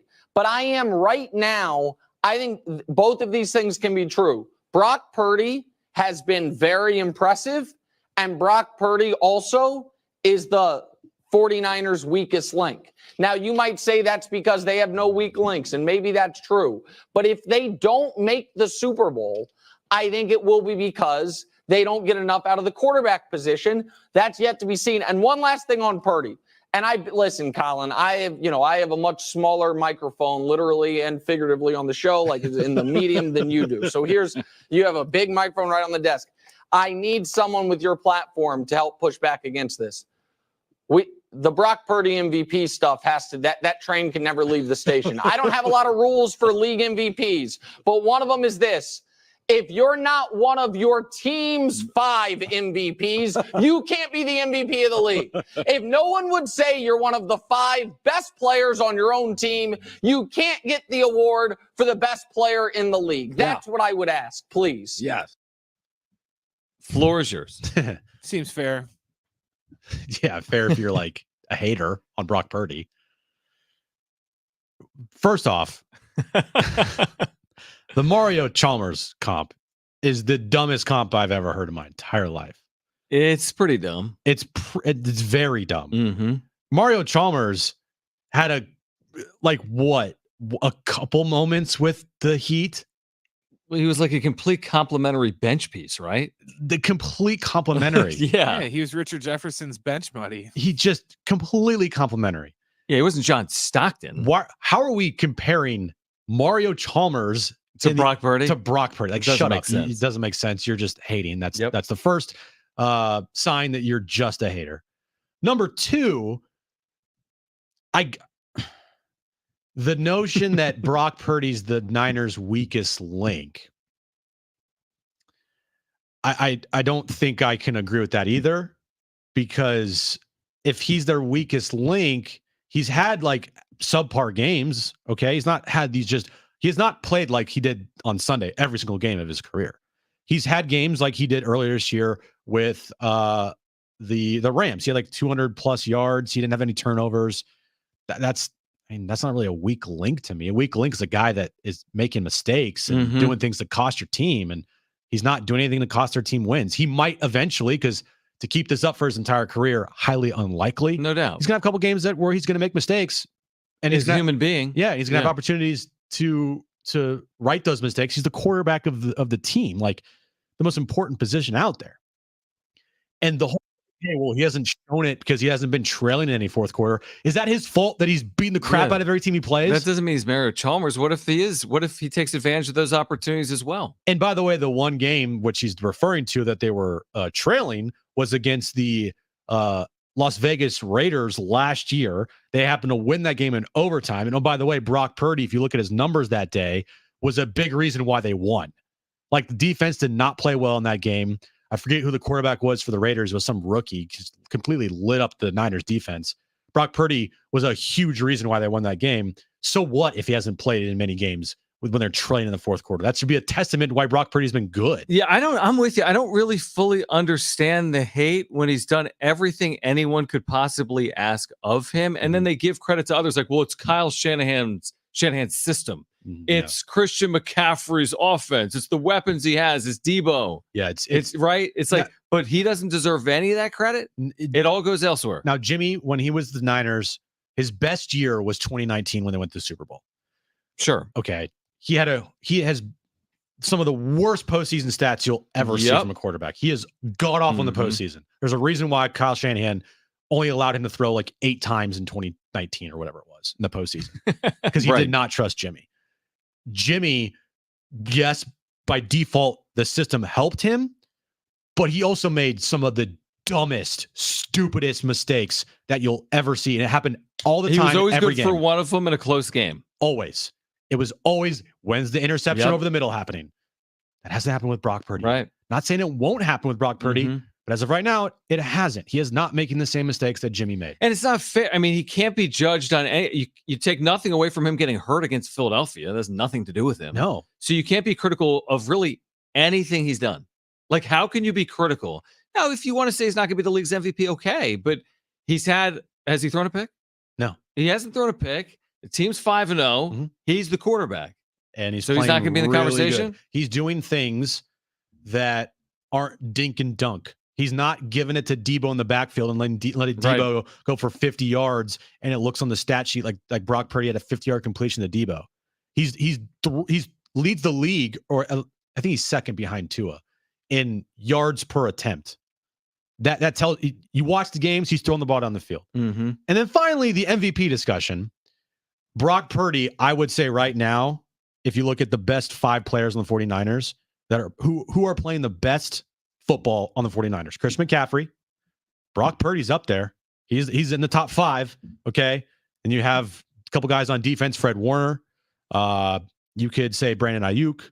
And then if you want to throw in someone else, throw in someone else. But Brock Purdy is 1,000% one of the 5 best 49ers on the team. Well, he might be team MVP then. That's and encouraging. oh, by the way, look what the 49ers did in the NFC title game when Brock Purdy was out. They got their ass kicked and they had no answer. Well, they literally had no quarterback, right? Wasn't it Josh Johnson? Yeah, the Josh former Johnson. member of the AAF San Diego Fleet. I was at a bar this past weekend, and I was told by somebody that if Sam Darnold was in there, he'd be better than Purdy, and I wanted to freaked out, walk away because it was so ridiculous. But right. hey, you also freaked out when they drafted Trey Lance. No, I freaked out because they didn't draft Mac Jones. I never was excited that they drafted. I never said I'm so glad they drafted Trey Lance. I'm Did so Trey glad. Lance play the other night or no? No, he's not their active. third quarterback. I don't know. I think if Sam Darnold had Debo and McCaffrey and all the weapons that Purdy has, we would talk about him differently than we do now. Well, he didn't, and he would not be better than Brock Purdy. How do you know that? Because he's the second string quarterback. All right, call right now if you want a 4-pack of tickets to SeaWorld's Howl O Scream. First 2 callers will be our contestants. Trainwreck Radio is back. We had Monday Night Football last night. Call right now if you want a 4-pack of tickets to SeaWorld's Howl O Scream. An amazing prize. First 2 callers will be our contestants. It's trivia. It's Trainwreck Radio. 844-570-1360. 4-pack of free tickets to SeaWorld's Howl O Scream next.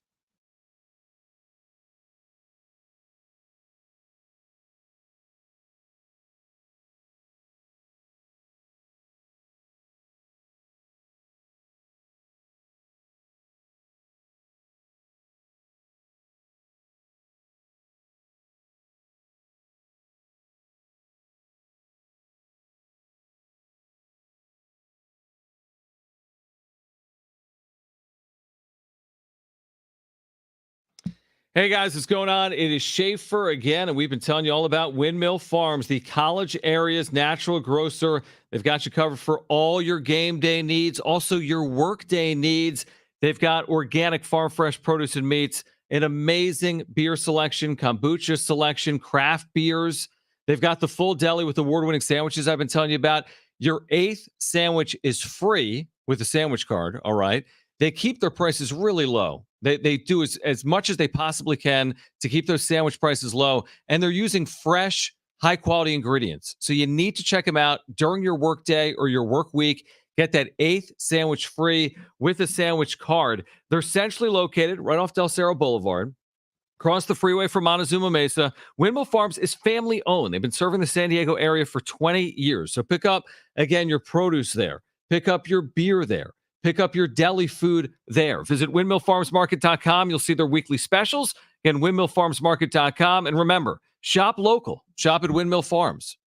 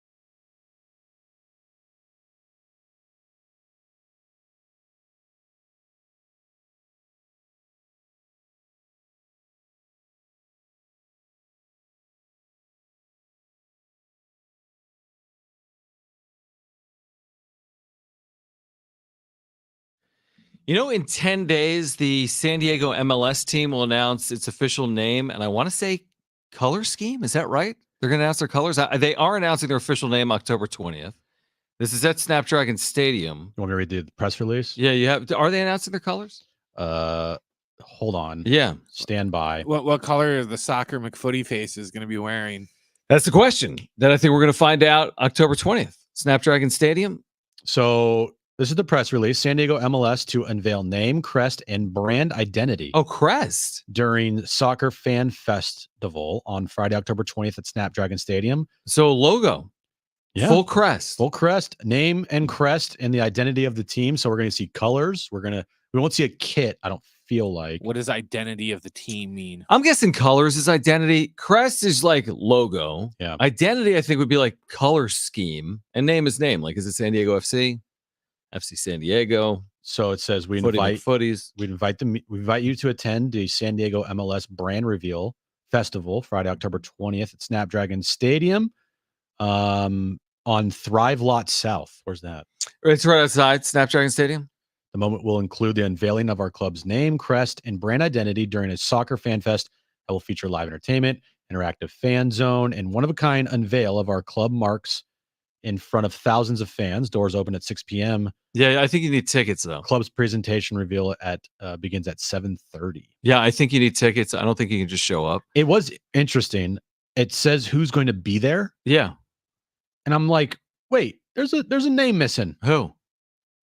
Isn't Manny Machado part of this ownership group? Oh, is Manny not on the list? Who's on the list? We have Cody Martinez, who is the co-owner and Saquon tribal chairman. Mm-hmm. We have Lautfi Mansour. I hope I'm saying that name correctly. I'm sure you're not. Another co-owner of the team. Tom Vernon, the founder and CEO of Right to Dream San Diego, MLS founding partner. And Tom Penn, the CEO of the MLS. Well, team. no. Manny Machado's not going to be at all the events. He's not like Mr. Marketing guy. He's not the mascot. This is the name of the team and the colors. He's the minority investor. Yeah, but he's not showing up to a random place for like a I don't know, fan. He might be there. thing. They might not put him on the release. He may be there. You think he's required to go to this? Like, from your perspective, if Manny Machado's an owner, required, but he just had surgery on his elbow. The last time we saw him, he had like a broken hand when he was there. Remember that? Bro, you're a minority owner. You were there at the unveiling of the team announcement. Yeah, he was already there. This is the second biggest announcement that they have coming up here until whenever they start playing. Yeah, forget about your rehab. But there's no rehab right now. All right, let's play.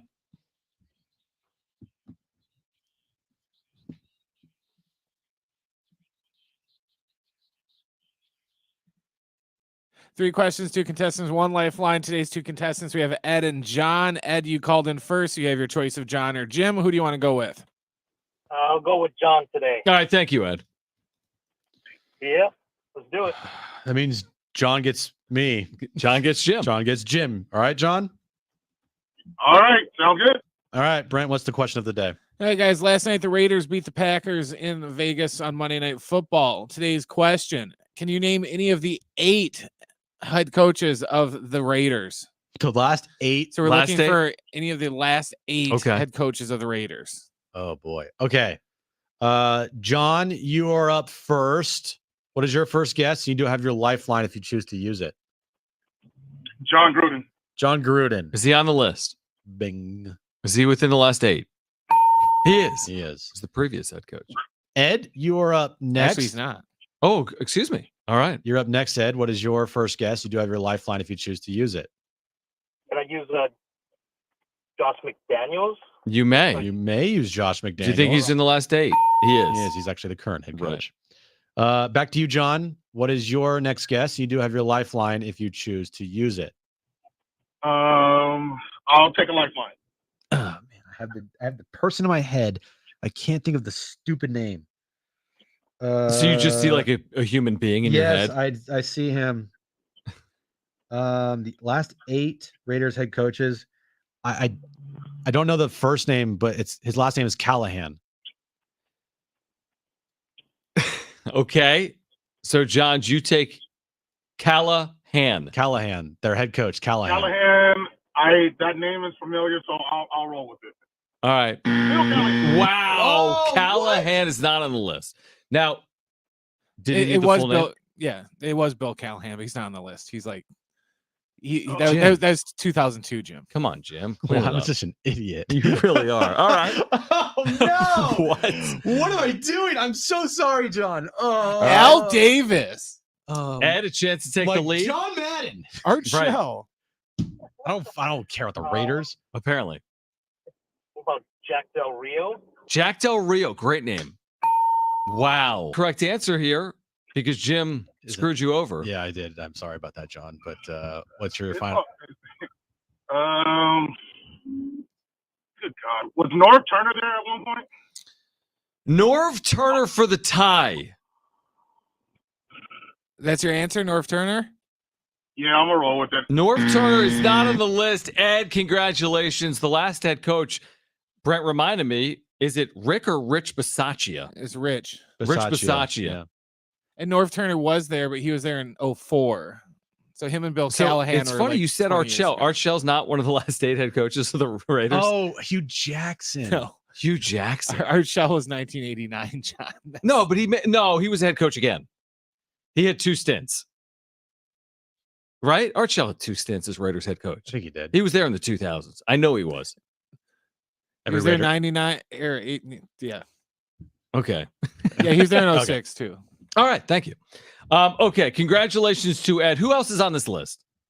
All right. Obviously, Josh McDaniels is there now. Rich Bisaccia was the previous one. Then old Chucky, John Gruden, Jack Del Rio. I almost said Tony Soprano, but it's Tony Soprano. Tony Soprano. Tony what? What is going on?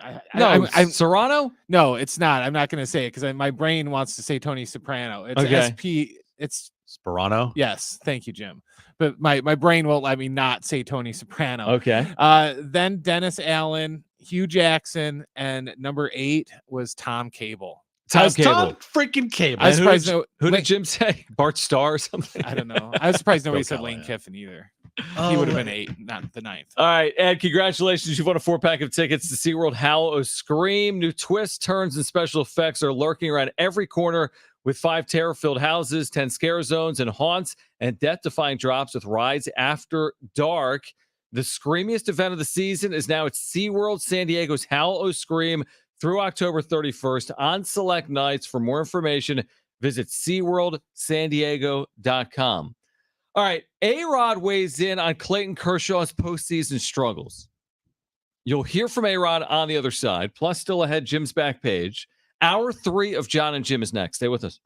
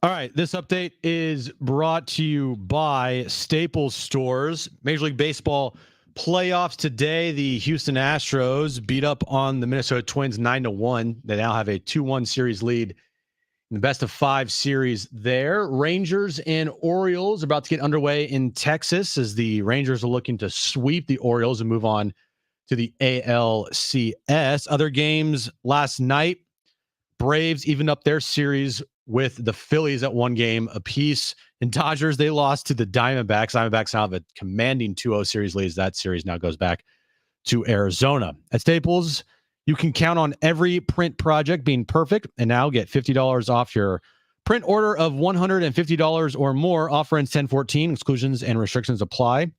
See an associate or visit staples.com/print for details. Perfect prints guaranteed at Staples.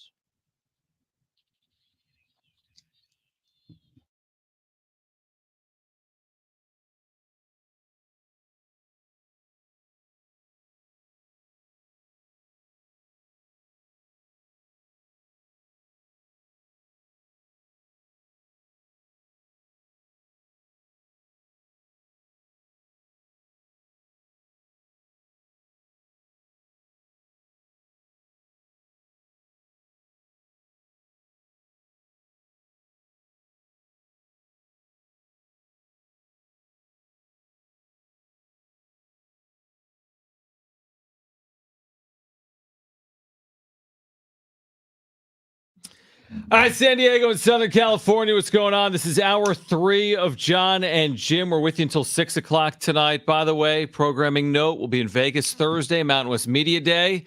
Talk to Brian Dutcher, Lamont Butler, Gloria Navarez, Commissioner of the Mountain West. We'll talk to Mark Few. He's the WCC Media Day.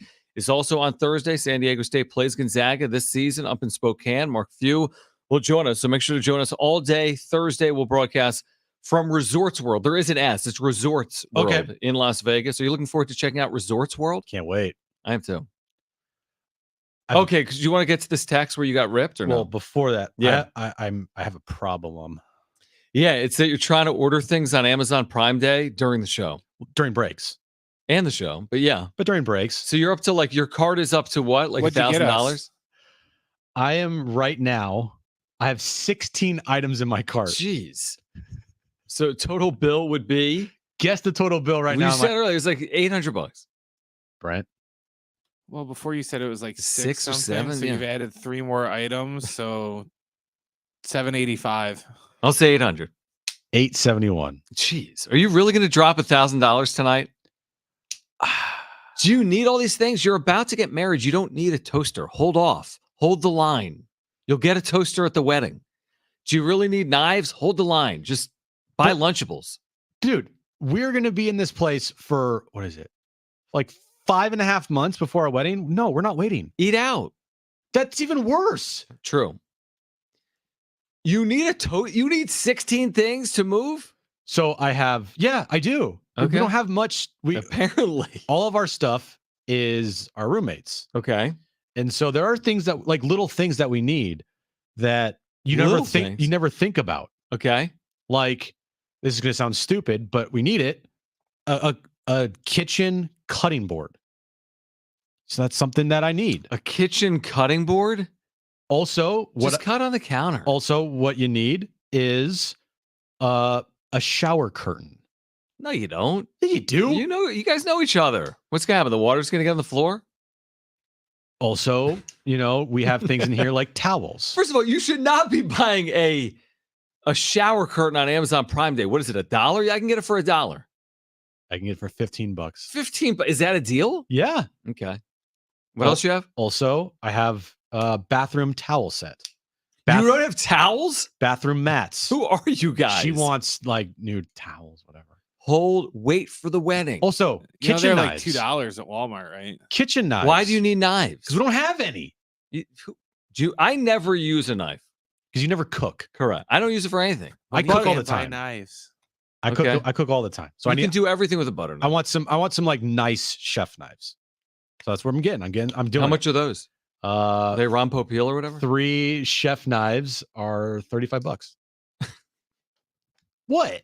I don't know. It's interesting that so you've been waiting all this time for Prime Day, and now you're just going to strike and you're going to buy $1,000 worth of goods.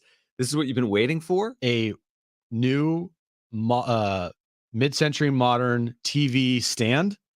TV stand. Like the So isn't your TV on a wall? It is on a wall, but you need a stand like to put all your crap on it. It's $110 when it's typically $180. I think what happens with sales is people fall for the trap. They're like, I saved this. No, but you spent that. Your Cartman arguing that buying 3 copies of Time Cop for $15 is a bargain. No, Cal, because 1 copy of Time Cop is $10. I'm getting 3 for $15. Right. It's like if a banana's $1, but 3 is $2, but you only need 1 banana. Do you need all this stuff? Is what I'm saying. Yeah. You think you need knives and shower curtains? Well, when you don't have it, you kind of towels. Amazon's gonna think you guys are got like a bloodbath plan. You're buying towels and butcher knives. I'm just telling you. I've looked at Amazon the last couple of days, and all of these items here, like you're saving a boatload of money. There's a reason why Amazon Prime Day is. It's popular. Very popular. But it doesn't, typically people don't like buy their entire home. I'm just saying, you're getting married in May of 2024. Okay. It's about to be November. That's when you're moving, right? November. So you got 5 or 6 months. Anything you need for your home, in my opinion, save for the people attending your wedding. Because they're going to buy all of that for you. Now, someone on YouTube chat says, don't be afraid to already have some belongings. Right. You have nothing. When you moved, are you going to move with literally nothing? No, we have things. It's just some things we don't have that we want to get. Like anything. Well, did I buy a whole house? Because didn't you move did I just buy a whole house? No, I didn't. Oh, man. It seems like it. I have I have a couch already. I have a coffee table already. I already have a rug. I already have utensils. What else do I have? I have none of those things, by the way. Keep going.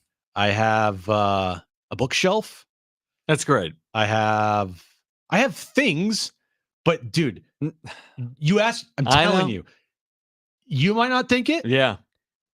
Ask Kristen. No, I know. I remember those days. Ask I do. Kristen. Okay, Yeah, it's a different world, man. And I agree. There are some things here that I do not have that I need. Now, do I need a cappuccino maker? Do you need a food dehydrator? No. Yeah. Do I need a cappuccino maker? No, I don't. But that's something that Aaron wanted to get. So let's look at a cappuccino maker. And you know what? In the long run, I wouldn't hate having a cappuccino maker.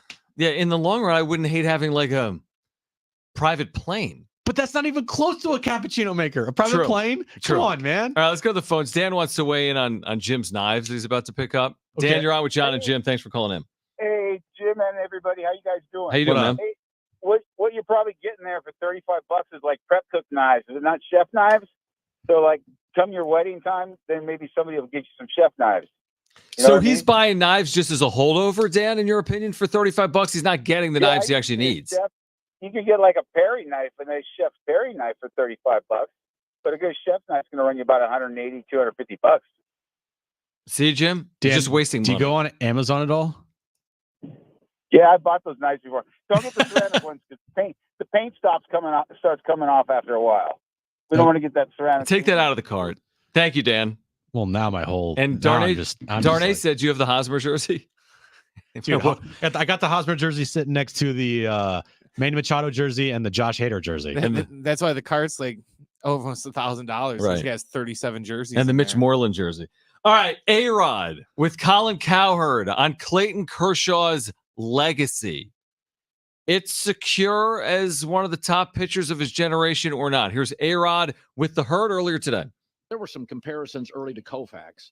He still, on any given day in the regular season, can go 7 innings and be masterful. What is his legacy to you? I think you're going to put Clayton Kershaw as one of the top, 3 best pitchers of our generation. I mean, he is cemented of our generation, and it's because the longevity. He got the championship in 2020. He's got the Cy Youngs. He's done it with one team, and he's done it in one of the biggest markets on the planet. A lot of pressure, right? games. A lot of pressure. And here's a young man who does a lot in the community, has never got himself in trouble. He's the gold standard for pitchers. in a game like game one is going to really do nothing to his legacy. The Dodgers should not be depending on Kershaw to win a championship this year. He's an additive, but he's no longer the Kershaw that needs to be the number one guy. Right. He can be the 3 or the 4 and go from there. But he's got a 1-year deal. He's not that guy anymore. By the way, if I Then had to why is he guess, if pitching? I You can said- cut you this said off. he's one of- Then why is he pitching in game one after your bye week? Of course you need Clayton Kershaw to win a World Series. Are you kidding? He's going to start 2 of the first 4 games, and you don't. And he's an additive.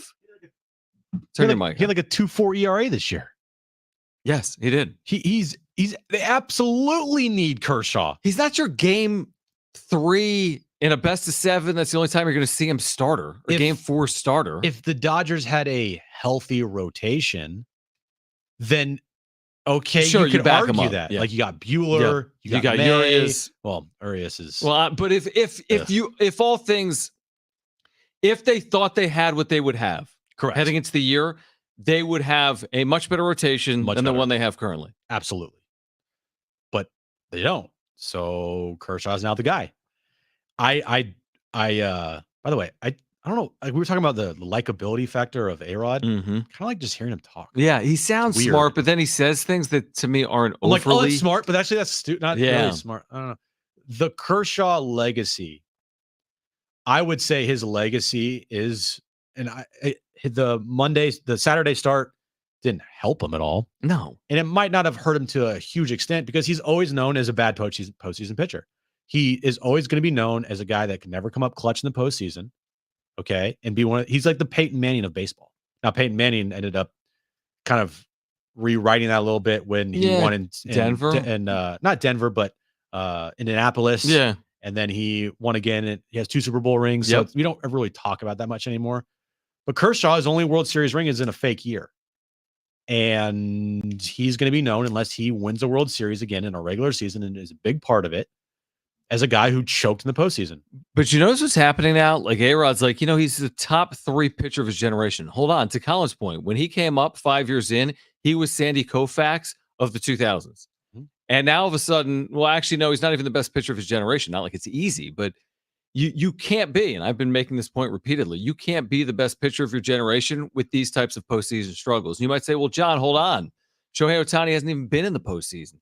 Yeah, but that's not Shohei Ohtani's fault. Clayton Kershaw has been in the postseason, and it's his fault the Dodgers haven't won at a higher clip because he hasn't performed when he's been in. So it doesn't go, you can't be the best and then come up empty each and every time you're counted on in the biggest moments of your career. It just doesn't work like that. I could also make a argument that the reasons why they have not won a World Series in a full year with Kershaw is because of Kershaw. Like he is a reason why they're not winning.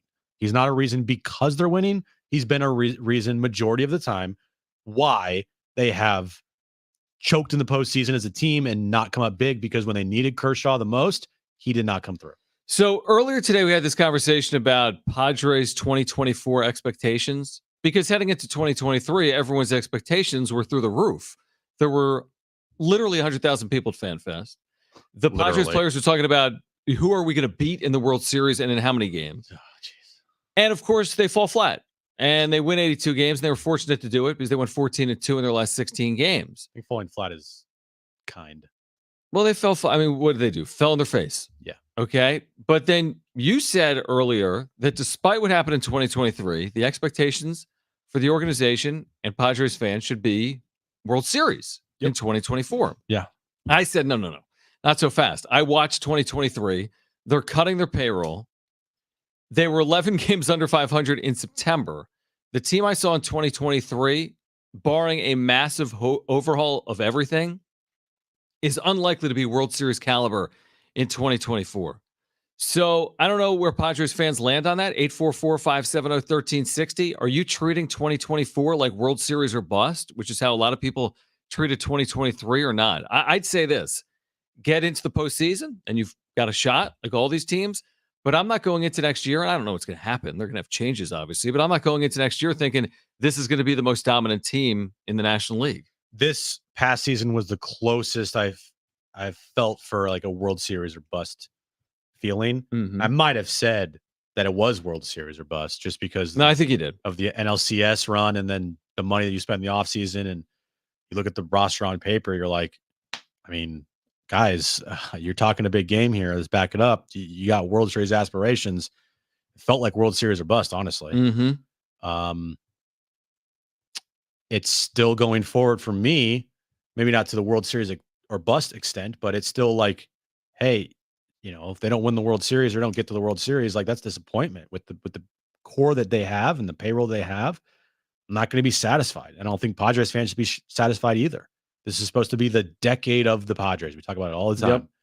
And if we're sitting here just being content with making it as a 5 seed and maybe get into the divisional round, like, come on, give me a break. That's not what this is about. You have put yourself in the big boy table. Act like it from a fan base perspective and an organization perspective. Okay. You got to go into the next season, unless you blow it up, unless they just get rid of everybody. Mhm. Okay. You're going into the next season. I'm going to be talking about, look, you got to make the postseason and make a big run. And if they don't make the World Series or win it, then we'll be talking about disappointment at the end of the year. That's how I view it. I don't view it like that. I know you don't. I don't view it like that. I mean, you're soft. No, because let's be honest, if we could fast forward 12 months and put the Padres in the NLCS for the second time in 3 years and they come up empty, yes, it will be disappointing in the moment, like 2022 was in the moment. But on the other side of 2022, you know what Padres fans said? Great season. Incredible season. It was the first. Third championship series in the history of the franchise, 50 plus years. First time in 24 years to get there. And when you start making like the Dodgers right now, you start making postseasons and you come up short every time. But we're not at that point, though, because they're not making the postseason every single time. But if you start stacking them on top of each other, that's a big if. NLCS runs or division series, or they're going to become less and less viewed as successes and more of disappointments than not. I agree with that. And that's what happens when you are at the big boy table. Your expectations rise, and it's not about making LCSs anymore. No more sippy cups. No more sippy cups. It's about making and winning World Series. No PB&J. Like, do you think the Bills of the 90s are good with making 4 straight Super Bowls? No. They view those as maybe the first time it was awesome, but by the 4th time, it was give me a effing break.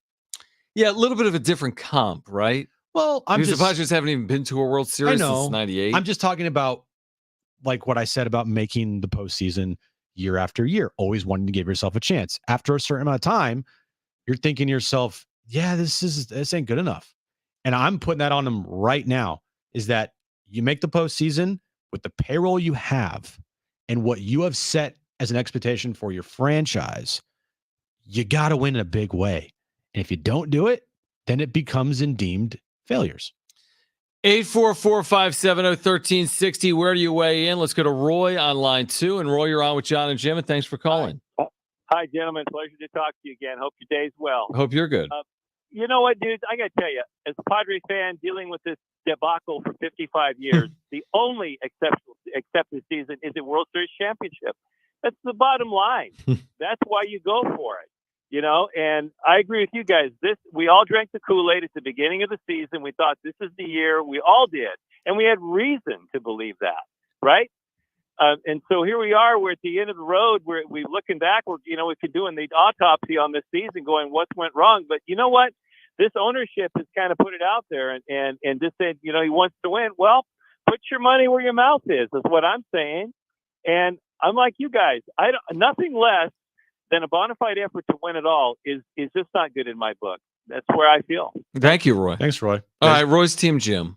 Yeah, it's not. But Roy's been watching for the last 55 years. Yeah. And if that's your only suitable ending to a season, you're going to be disappointed for 55 straight years. But it's different now. I get it. I understand what you're saying. Yeah, they're at the big boy town. I agree. They're spending. Yeah. They're committed. 2016 and 17. If anybody goes in the season, if I was on the radio back then, Manny Margot is going to lead this team to the World Series. I was like, oh, Jan Hervis Solarte. Right. And if I'm getting like this upset or putting these expectations on that team, that's not fair at all. Right. Like Joey Lucchesi let this team down. Yeah. But this team with this roster and this payroll is 100% legitimate and fair in my eyes. Let's see what this offseason looks like. Because do they head into 2024? Like you said, obviously you're not going to feel that way if it's torn down. It won't be torn down. I'd be shocked if it was torn down. But if they moved Juan Soto, I have a feeling you're not going to be saying World Series or bust. I wouldn't, but I'd also expect them to be winners. Like I expect them to make the postseason. And Right. like you can't without Juan Soto. Yeah, is that going to be harder for you to win a World Series? I would say yes. I would think so. You lose one of the best hitters in the game. Yeah, it's going to be hard. But you also can't tell me just by losing Juan Soto, you're all of a sudden going to be now viewed as like, well, take it easy on us if we don't make the postseason. No, not just Juan Soto. Blake Snell is going to win the National League Cy Young. Josh Hader, who had his 1 ERA. Mm-hmm. And we'll see about huge. I mean, if you added Soto to the Snell and Hader losses, you would have lost as much as you can possibly really lose in an offseason. Well, you still have Manny Machado and Fernando Tatis Jr. and Xander Bogaerts and Joe Musgrove and Yu Darvish and Jake Cronenworth and Ha-Seong Kim. I get it. But I mean, what was that worth this year? Not much, but theoretically and in their minds, it's worth a lot. Yeah. All right, your thoughts on that? 844-570-1360. World Series or bust for the Padres in 2024 or not? 844-570-1360. 70470. Start it with Team Plus. Saturday night in Hawaii for the Aztecs. Must win or not? We'll get to that. Plus Jim's back page. Stay with us on Jon and Jim.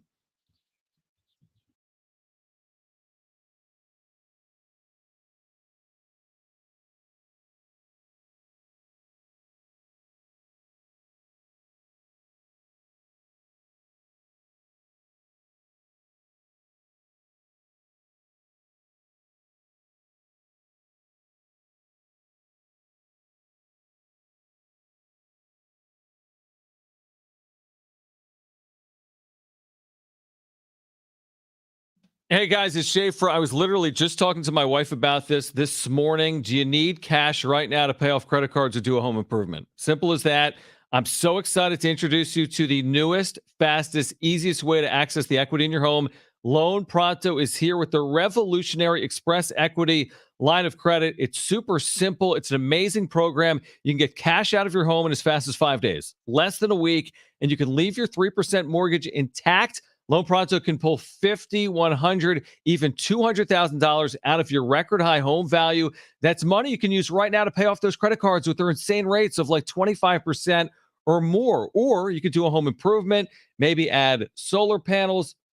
Best part, most homeowners, 9 out of 10, won't even need an appraisal. The fact is, rates are too high to move to a new home, but you can still use your existing equity by converting it into cash. Call now. See how easy it is to get a lot of cash in 5 days or less. Loan Pronto's Express Equity line of credit, 619-207-4336 or loanpronto.com. That's 619-207-4336. That's 619-207-4336. Equal housing lender, NMLS 1661781, subject to lender approval.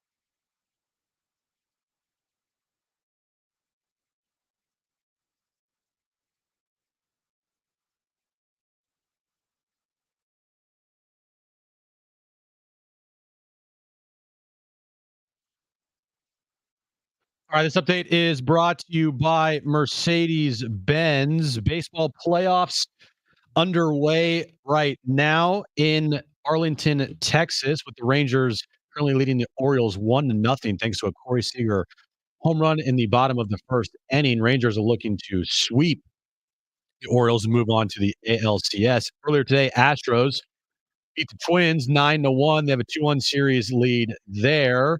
Tomorrow, we have a full slate of games as well. Astros looking to close out the Twins, Braves, and Phillies. That series is tied at 1 game apiece, heading back to Philadelphia. Dodgers, D-backs, heading to Arizona with the D-backs having a 2-0 lead there. And if the Orioles manage to force a game 4, that'll be tomorrow in Arlington, Texas as well. The fully electric EQS sedan from Mercedes-Benz is innovation on a magnificent scale, available with the epic 56-inch touch-sensitive hyper screen. The vehicle is all electric. The feeling is all Mercedes. Learn more at mbusa.com/EQS. All right, text line, Jim. We never got to this somehow. Yeah, get to it. All right, 815. I know Jim's a Niners fan, but good God, are his Niners takes so biased and way off. Okay. You can tell when he pauses while trying to quote unquote go off that he doesn't actually have much to say. I have a lot to say. 70470 started with team, by the way, if you'd like to text the show. Or my first time listening to Jon and Jim. You have a lot to say about the Niners. Yeah, that I agree with you. I'm a fan of the Niners, so of course I'm going to tend to be more biased than not if they're good, even though I'm also a cynical fan. Oh, very. Like, if something goes wrong, it's the end of the world End for of me. the world. End of the world. Mm. Like if any player on this team gets injured, like a significant injury this year, season's over. Doesn't matter. I don't care if they're 10-0. Right. Turf toe, Purdy, bye-bye. Yeah, done. See you next year. Yeah, I just quit. I'm done. Throwing everything away. McCaffrey high ankle, good luck. Yeah. But I don't feel like I'm being biased here when I talk about Brock Purdy, because you just watch the games and look at his stats. Like, that's, right. You only said he was the greatest quarterback in the history of the NFL, and there's no close second. Yeah, he's the best in the history of the franchise. It goes Purdy, Montana, Young, with Joe, and then Young, and then you got 50 feet of crap underneath that. No, actually, I just not 50 feet of crap, because I think they've had a lot of Super Bowl quarterbacks that have taken them to a Super Bowl. Kaepernick, Garoppolo. I'm saying they've had a lot of quarterbacks pilot Super Bowl teams. Yeah, they just have lost recently. I've had 4: Joe, Steve, Colin, and Jimmy. Almost Alex, but that didn't happen. We're on first name basis. But I mean, come on, like Jeff Garcia. No, he never won the Super Bowl. Okay, that was not the Purdy, YouTube chat. Purdy's good. I mean, come on, guys. Purdy's good. You can't say he's not. Right. I mean, listen, they might not get to the Super Bowl, and we'll see how that plays out, but that's not necessarily Brock Purdy's fault. There's a lot of quarterbacks that within their first 2 years in the NFL are not in Super Bowls. His definition of what he is still to come. Mm-hmm. And that's what he does in the postseason. If everything stays healthy and right, and what he does in the postseason will define him. Like right now, Dak, when he first came up, was viewed as like the next big thing. But he's got 2 postseason wins or something? And the postseason has defined him as to be a guy that, I mean, this is one guy is like Clayton Kershaw. You can't be the best. Like Brock Purdy's not going to be considered the best if he's not winning the postseason. But if he is, it's going to kind of add to who he is. He makes a Super Bowl, and he's a big reason why he can't. Like, the reason why Jimmy's not viewed can't as be a the game Super Bowl manager. quarterback. Jimmy was a game manager on a different level. Mm-hmm. They didn't let him do anything. They made him just throw it, to just not lose games. Yeah, with him. Yeah. Instead of asking him to drive the ball down the field, make some plays. Like, he made a couple plays, but his stats in the postseason, it's terrible. Very. All right, this is San Diego State's finish. We have a Saturday night from Honolulu. San Diego State, Hawaii. Both teams are 2-4. San Diego State's 0-2 in the Mountain West. Hawaii's 0-1. These are the final 6 games for the Aztecs, all right? We talked about this, I think, briefly yesterday. Mm-hmm. Hawaii, 8 p.m. Pregame coverage at 6 p.m. right here on San Diego Sports 760. Home for Nevada. They're winless in at least their last 10 games, going back to last year. I forget the number. It's a big number. Then a bye week. Then home for Utah State. I think they're 500 right now. Then on the road, Colorado State, San Jose State, back-to-back weekends. Home for Fresno State. Fresno finally lost this year. They did so last week on the road to Wyoming. You got to get 4 of them. There's no other path, right? You got to get to 6 wins. Brady Hoke said today during his weekly press conference, that's our goal. Like, we got to play more than 12 games this year. We think we have the team to do it. You see the schedule, Jim. It isn't doable. San Diego State win 4 of its last 6 games and make something out of this start, which is 2-4, riding a 4-game losing streak right now. Well, it's doable. You're not facing off against like Oregon States and Air Forces and Right, they've been dogs in UCLA's. 4 straight games. Yeah, and they lost all 4. Yep. They can absolutely do it, Mm-hmm. but can they do it? I don't know.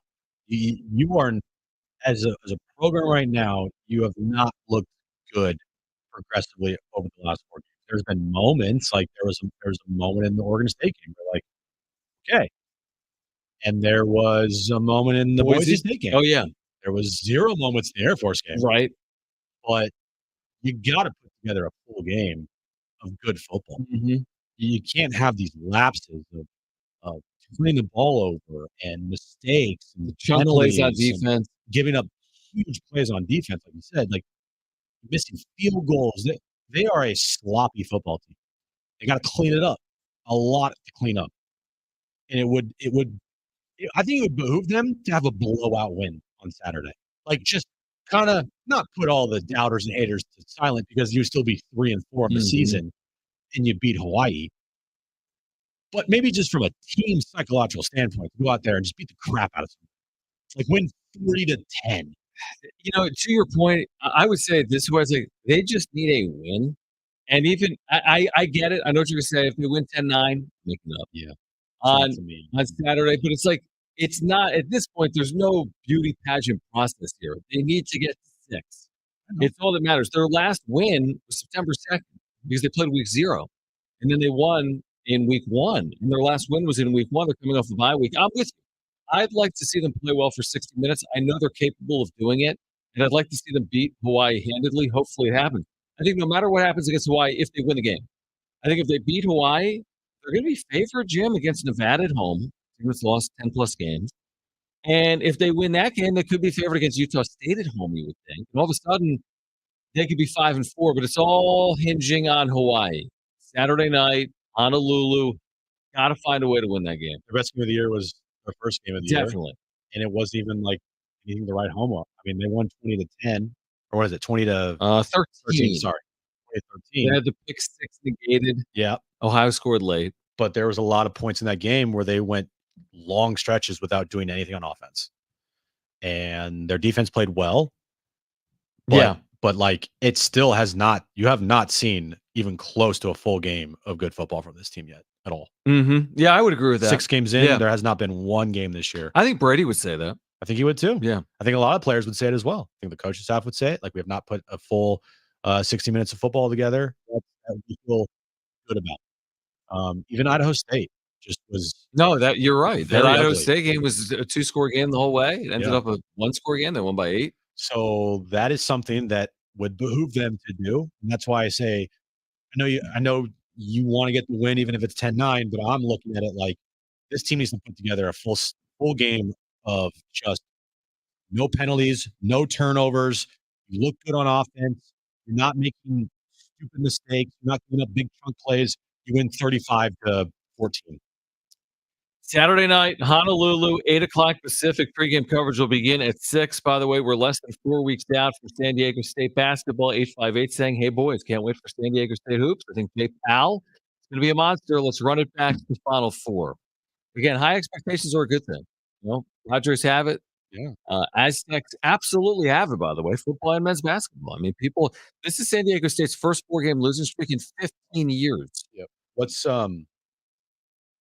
the expectation you think, like not the goal, because obviously the goal is to win the national championship for every team that you think you can do that with. I think it'd be, if you said Final Four expectation this year, that might be lofty.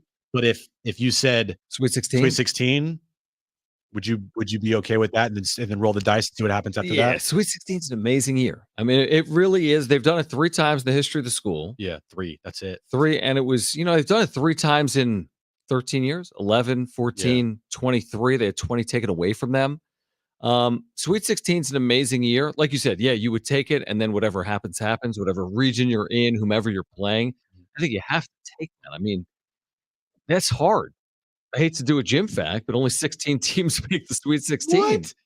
What? Um, Yeah, because if you go, dude, it's not gonna be easy. I mean, they always have the target on their back out of the Mountain West, but this thing's gonna be tough this year. that's good. Gonzaga, BYU, the Vegas games, Cal, Stanford. It is good. I'm with you. But like, if the expectations are, well, they went to the national championship game, so they should go 29-1 in the regular season. Like, it doesn't work like that. No, I agree. But Dutch has made this schedule, I think, it's a reflection on how good he thinks his team can be. Yeah, probably. Yeah. Coming off of the national championship game appearance, it's like if they make the tournament and they lose in the first weekend and they don't make the Sweet 16, then that's a disappointing season. Man, we have high expectations, don't we, for everyone? Well, I mean, look, if you don't, if you aren't, then I will. Yeah, I mean, no, I have high expectations. I don't know what my expectations are yet for San Diego State basketball because even though we're doing Joe Lunardi bracketology, season hasn't even started. But that also doesn't mean to not enjoy the moments and enjoy the season and just not look at it from a standpoint of like, I'm only going to enjoy it if they make the Sweet 16. Yeah, I was told after they beat Fresno State in the middle of February, like 43-41, like this team's got no shot, right? Like you can't take any one independent outcome and pretend like it's the end all be all in college basketball. So it is hard to enjoy like the moment and is. everything. And last year it was like it was just the so run was fast. awesome. It happened so fast that you're sitting there like, oh my they God. beat Alabama and now they got Creighton and did he just now hit they got that shot? FAU and now they got UConn. And we're doing shows. It's like we're talking about the national championship game tonight. That was amazing, dude. All right. On the other side, Jim's back page next. Oh no, Orioles.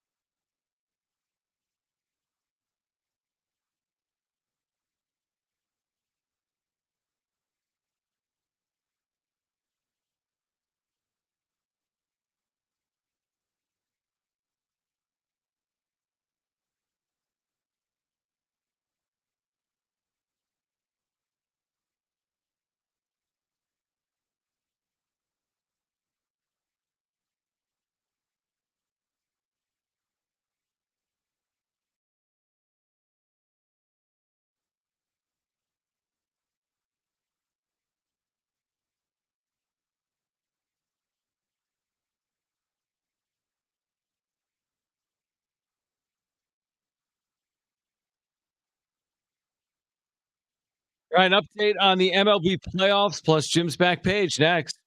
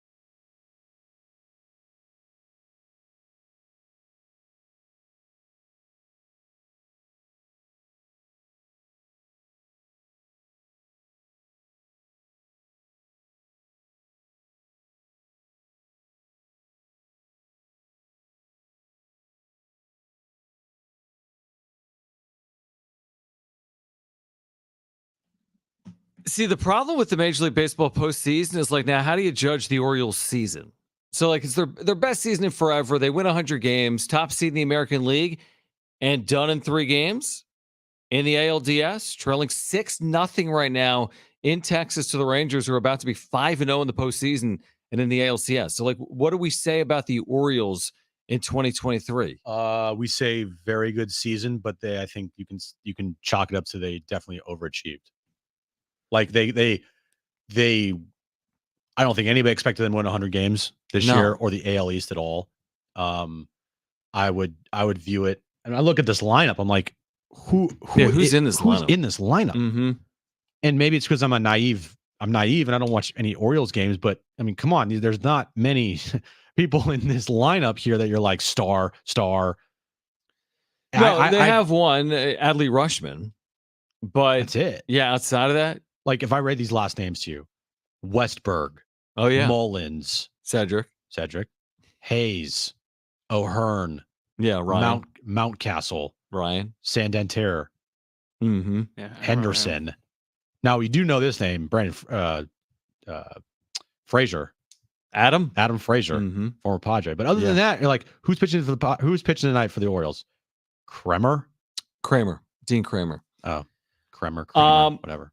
It's just interesting. You know what I mean? Like if the Padres replicated the Orioles year, like, wow, 100 wins. Wow, nobody thought they'd win the NL West. Wow, they're done in 3 games. Yeah, that would be viewed as a disappointment because of where after a crazy summer. Yeah. Wow, they're 30 games over. Wow, they're 35 games over. It ends so quickly, and you're like, wait, what? But I think it's different for the Orioles. Yes, low expectations. Yeah, you didn't have the money that's being spent there is not $250 million. No, nowhere near it. And you won 100 games, and that you could some would say they're a couple years maybe ahead of schedule. Yeah, which is good, but now you got to build on that. And I don't think anybody in Baltimore is gonna be happy tonight talking about the 100-win season and you get swept out of the postseason. Yeah, probably not. Probably not. All right, let's get to it.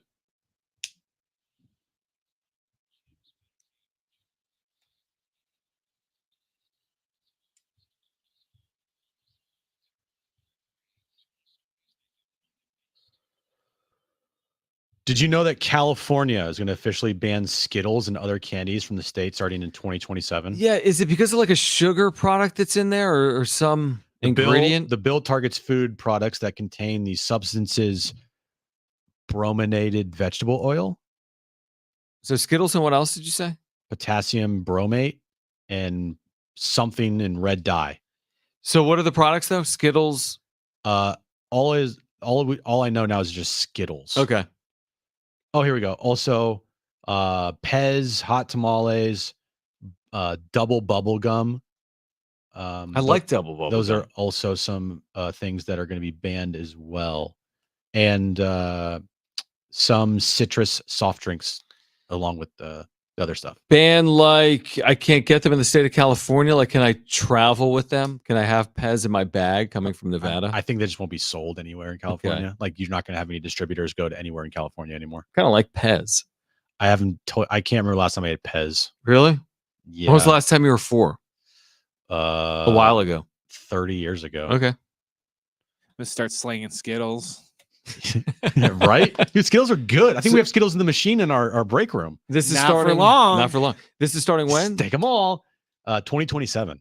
2027? You got some time, guys. We got time. You can load up on all the Skittles you want right now. By 2028, you'll be ready to go. 2027? They're like, hey guys, just want to let you know in 4 years. Yeah, exactly. Wow. Okay. Domino's has announced a new promotion in which customers can get an emergency pizza for free, John. How do I do that? Well, what's an emergency That's pizza? what I was gonna say. What constitutes an You're emergency hungry? pizza? Domino's has announced a new promotion where customers can get an emergency pizza for free. This deal, how you get it is customers have to place a digital order online or a digital carryout order of $7.99 or more. Mm-hmm. Once the order is complete, customers qualify for an emergency pizza. All right. Then step 2 to that is you need to sign into your Domino's rewards to claim your free pizza. Step 3 is you can go and get deals and rewards and redeem them up to 30 days after that. In order to get the pizza, customers must have to sign in and redeem their rewards through their Domino's rewards account. So basically, they're making you sign up for stuff and then you get a pizza. And then you get a pizza. Yeah. All right. An emergency pizza. Emergency pizza. I like how they branded Yeah. that. Emergency pizza. Yeah. So making you buy something, and then they are telling you that you need to sign up for other things and give all your information, and then You get your emergency pizza. then you can get an emergency pizza. Okay. Kind of like that. It's like it's a 2 for 1, except you can get the 2 or the other one. What are you whenever talking want. about? What else do you have? Finally, there's a solar eclipse on Saturday, John. I know about that. Yeah. The highly anticipated solar eclipse will be visible from numerous U.S. states on Saturday. California? It's creating like a ring of fire as the moon passes in front of the sun. Do you have your eclipse glasses yet? I did not get them on Amazon, but I'm sure that I will get them later tonight. You really should. Yeah. So we'll be able to see it in San Diego? Unfortunately, Southern California is outside of the eclipse path. Here we San go. Diegans will still get to enjoy a partial view of the phenomenon, though. The eclipse will take place between the hours of 8 a.m. to 11 a.m. Will you be up for the eclipse? Let me answer that for you. Probably not. When's the next eclipse? I don't know. Let me get out my eclipse card and I'll tally it up for you. All right, join us tomorrow at 3. If you missed anything today, sportssd.com, iHeartRadio app, iTunes, TuneIn Radio, Spotify. Leave a review if you're listening to the podcast. Find us on YouTube. Search for Jon and Jim 760. Find us on social media at Jon and Jim, JONANDJIM. Back tomorrow at 3 for Brent and Jim. I'm John. Keep it here at San Diego Sports 760. Okay. Okay. Side.